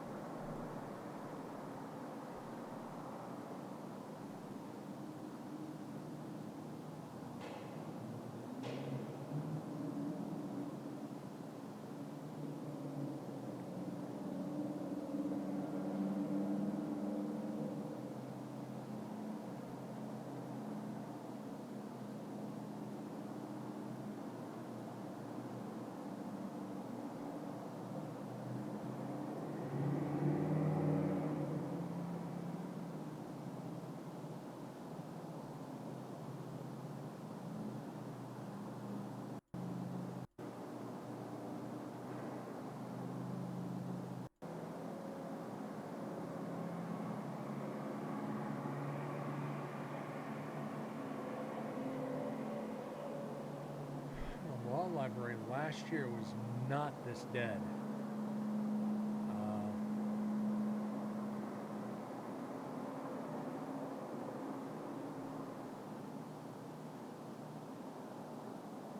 See something here.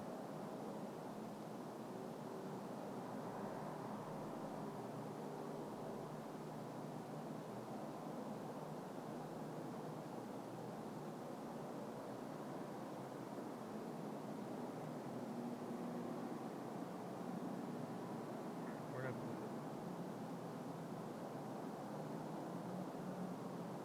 Where did I put it?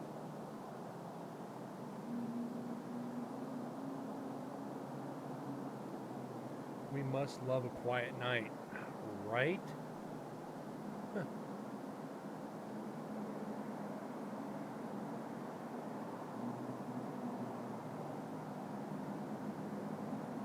Nevada State Prison 2, okay. This was in Law Library. What did we get last year on the, or not year 2 on the Law Library? C8 Culinary Execution Door, C36 Infirmary, B2, X Viewing, Joseph Wright, Women's, Culinary, Ed Center, Infirmary, Ceremonial, Showers, Chaplains, Wardens, Last Nights, the Gate. I don't think we did the Law Library, we did, I just don't see it.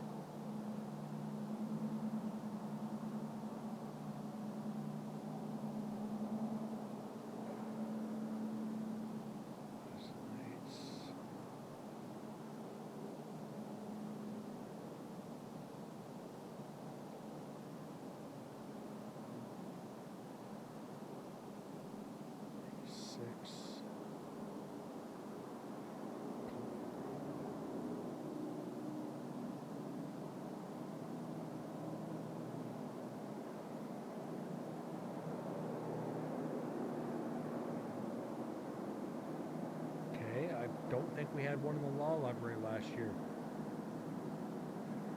I thought we did.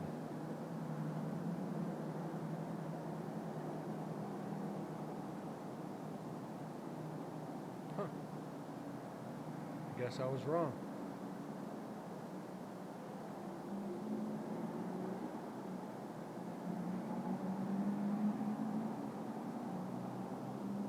What about year 1?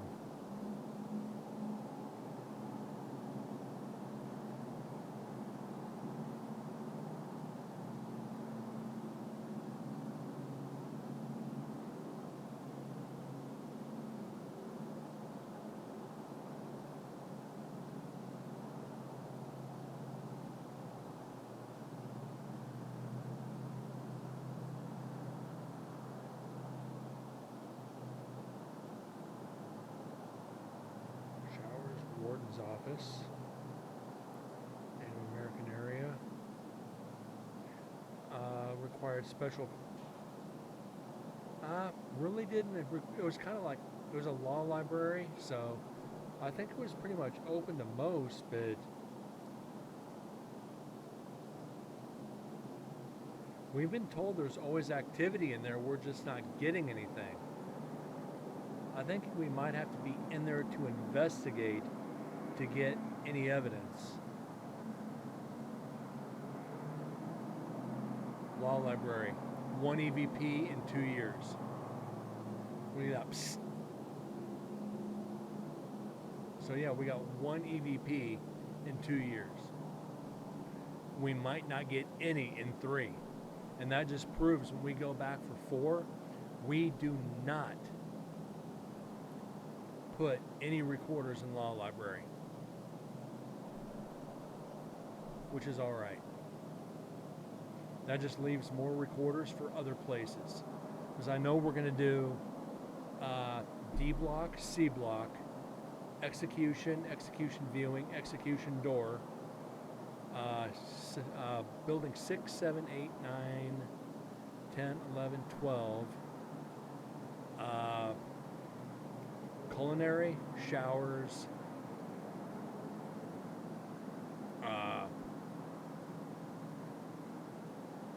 I don't know. Maybe they want human contact, not a recorder.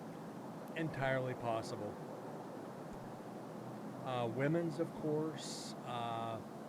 Max, infirmary. Isolation. That's where the shootings were, or the riot, should I say?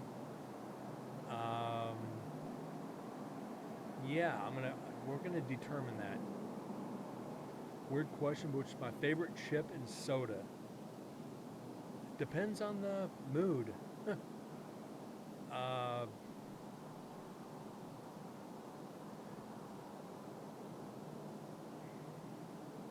That's honestly a tough question. If I'm using, wow.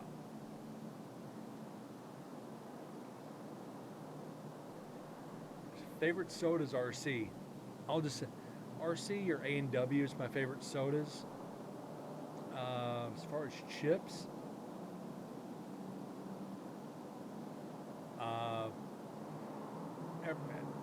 I'll give you my top 3.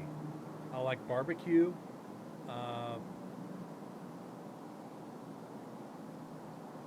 Doritos, like nacho cheese. I'll just be very cliche about that. The nacho cheese Doritos and Funyuns. Yes, I love Funyuns.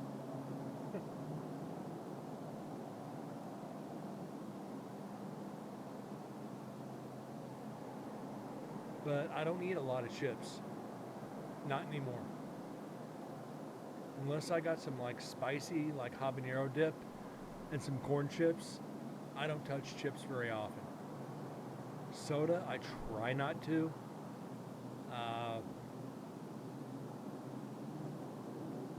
Younger days, it was Mountain Dew and Funyuns.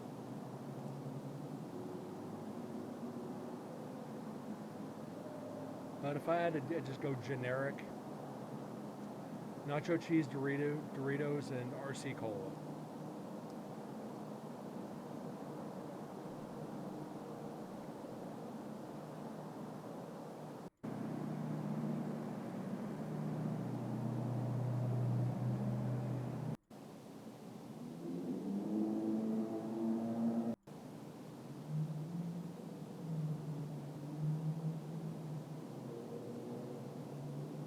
Like, I'll be honest, when I go on investigations, water and trail mix. I think that should be the mainstay of every investigator. Just water and trail mix. You really don't need much else.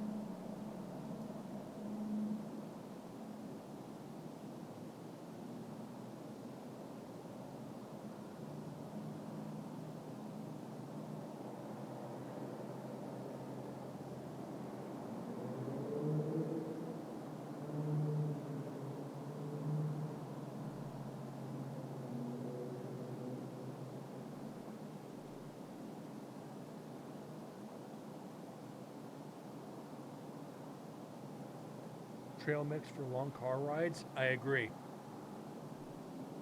Trail mix for a long car.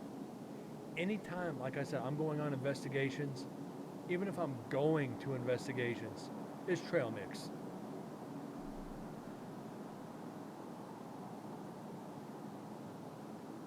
I try not to eat much on investigations for the simple fact you get bubble guts on the investigation, it sucks. Because the last thing you want to do is spend the night and nights running back and forth to the bathroom. Best bet, just get something that's easy on the stomach.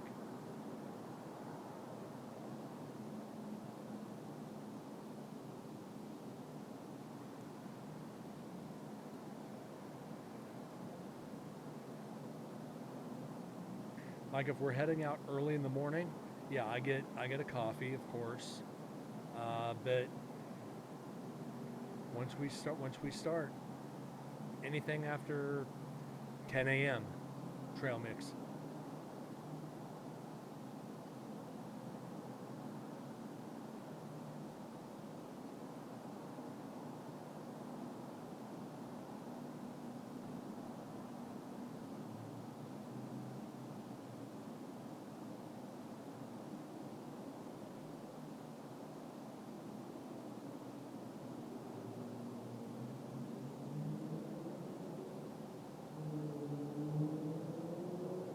Like I know a lot of teams, and I won't say their names outright. They bring enough for a freaking picnic to the investigation for everybody to eat. I mean, they'll bring food upon food upon food, and it's like going, Jesus, you trying to fatten us up for a nap? We need to remain awake for this investigation. And they got burgers and hot dogs, and they got freaking sandwiches and salads and fruit, and it's like going, wow. You're coming for like 6 hours. You're not coming for 6 days. You want to make sure we have enough. You got enough for 50 people here. It's all good.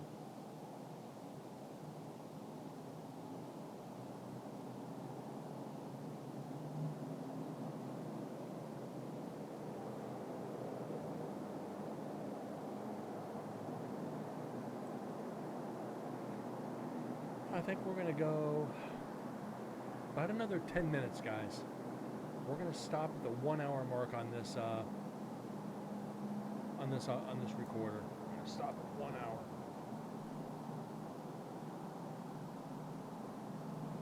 Also important to have energy, but maybe not fast. Definitely not fast food. Bring a salad. Bring a fruit bowl. Don't get anything greasy. Don't get anything that's, like I said, gonna fuck up your stomach. You don't want that on an investigation, especially if you're out in the middle of nowhere. If you're out in the middle of nowhere, granola bars, I consider that right in the trail mix family. Last thing you want to do is grab a freaking roll of toilet paper, find a bush, a couple 100 yards out, and have to squat behind a bush, and hopefully a rattlesnake doesn't jump up and bite you in the ass. I can't tell you how many times I've had to, you're out in the middle of nowhere. There's no facilities. Yeah, just flashlight, roll of toilet paper, and pray. Either the rattlesnake or the ghosts are going to get you. Take your pick.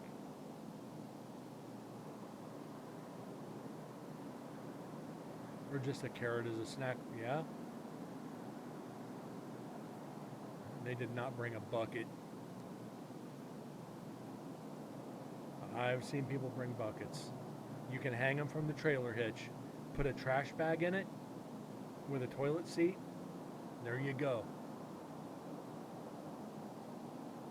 It's actually one of the most genius inventions if you're going out camping or going out on the back trail. Fucking get that 5-gallon bucket that attaches to your trailer hitch. It's like the handicapped little portable toilet.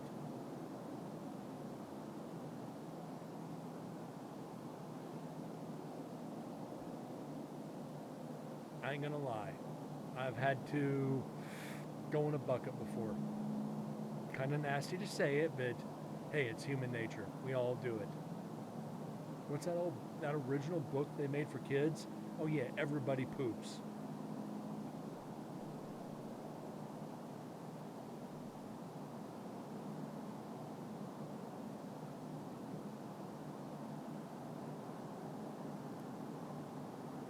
Like I'll say, that's the one bad thing about the prison. It's you. There is a bathroom and facilities there, but if you're way up on top of the hill, and you gotta go, it's 6/10 of a mile walk back down to the bathroom. And if you gotta clinch and run down, it's a long walk.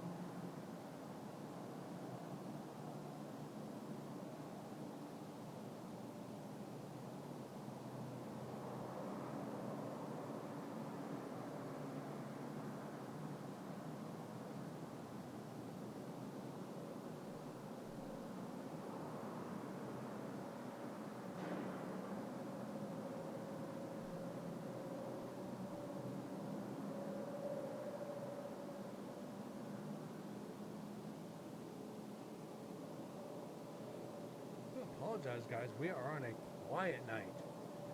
Grinch was right.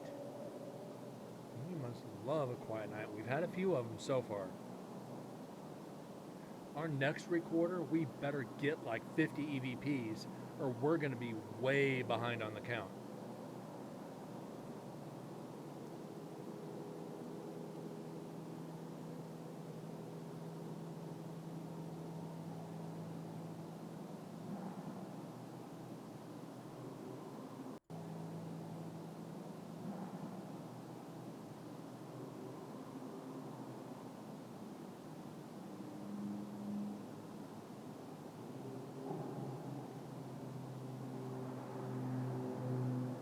I said the video I played that back from the very first investigation when I was up in execution, I started getting sick.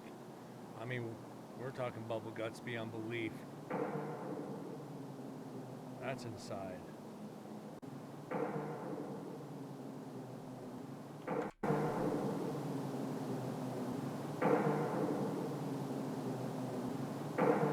Yeah, that's coming from inside. But and right when I said, yeah, guys, I'm getting sick, I gotta leave, is when we started getting evidence. And you have to freaking basically hold it as much as you can because your eddy meter started going off. Guys, I'm starting to get sick, I'm gonna have to call it, and all of a sudden the lights go crazy. It's like, come on. They were using my energy to communicate, and it got me sick, and I had to stay. Motherfuckers.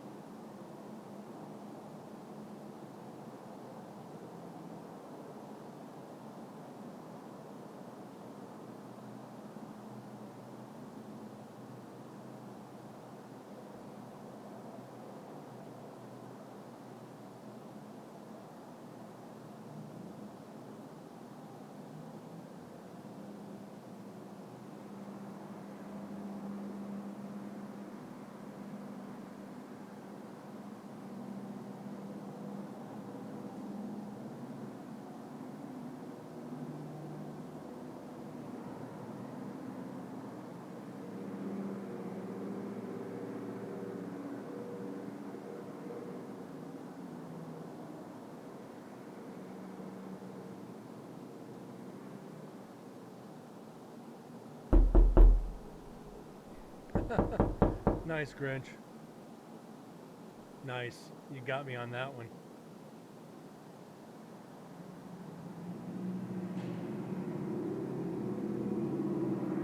All right. I get it. I get it. Wake up, damn it. We're at the end of the show. I am falling asleep.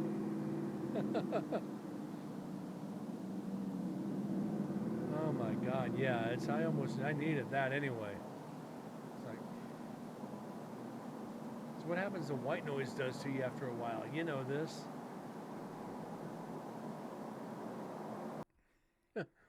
Perfect timing for the wake up call, though. Jesus. Where. I don't even want to say how long it's been since we've gotten EVP. This is getting depressing. But if you look, we got, well, probably not in there, maybe through here. But we got up until probably right in here before we get an EVP when people start coming in. So we're looking at an hour 46 minutes before we start looking towards an EVP, and we're at the hour mark. Ugh. Well, shit. That's part of it. We've done this for 3 investigations of the prison now. We get the quiet times. And when we get a busy recorder, it's going to make up for it. But anyways, guys, I truly thank you for tuning in tonight, spending almost 2.5 hours of analyzing audio. I wanted to at least go 2 hours tonight to make up for no show Friday. Tomorrow night's still up in the air. Like I said, if work wants to take me out for beers after work for my birthday, I'm going to go out for a couple beers. If they don't, I will be on for a show tomorrow night.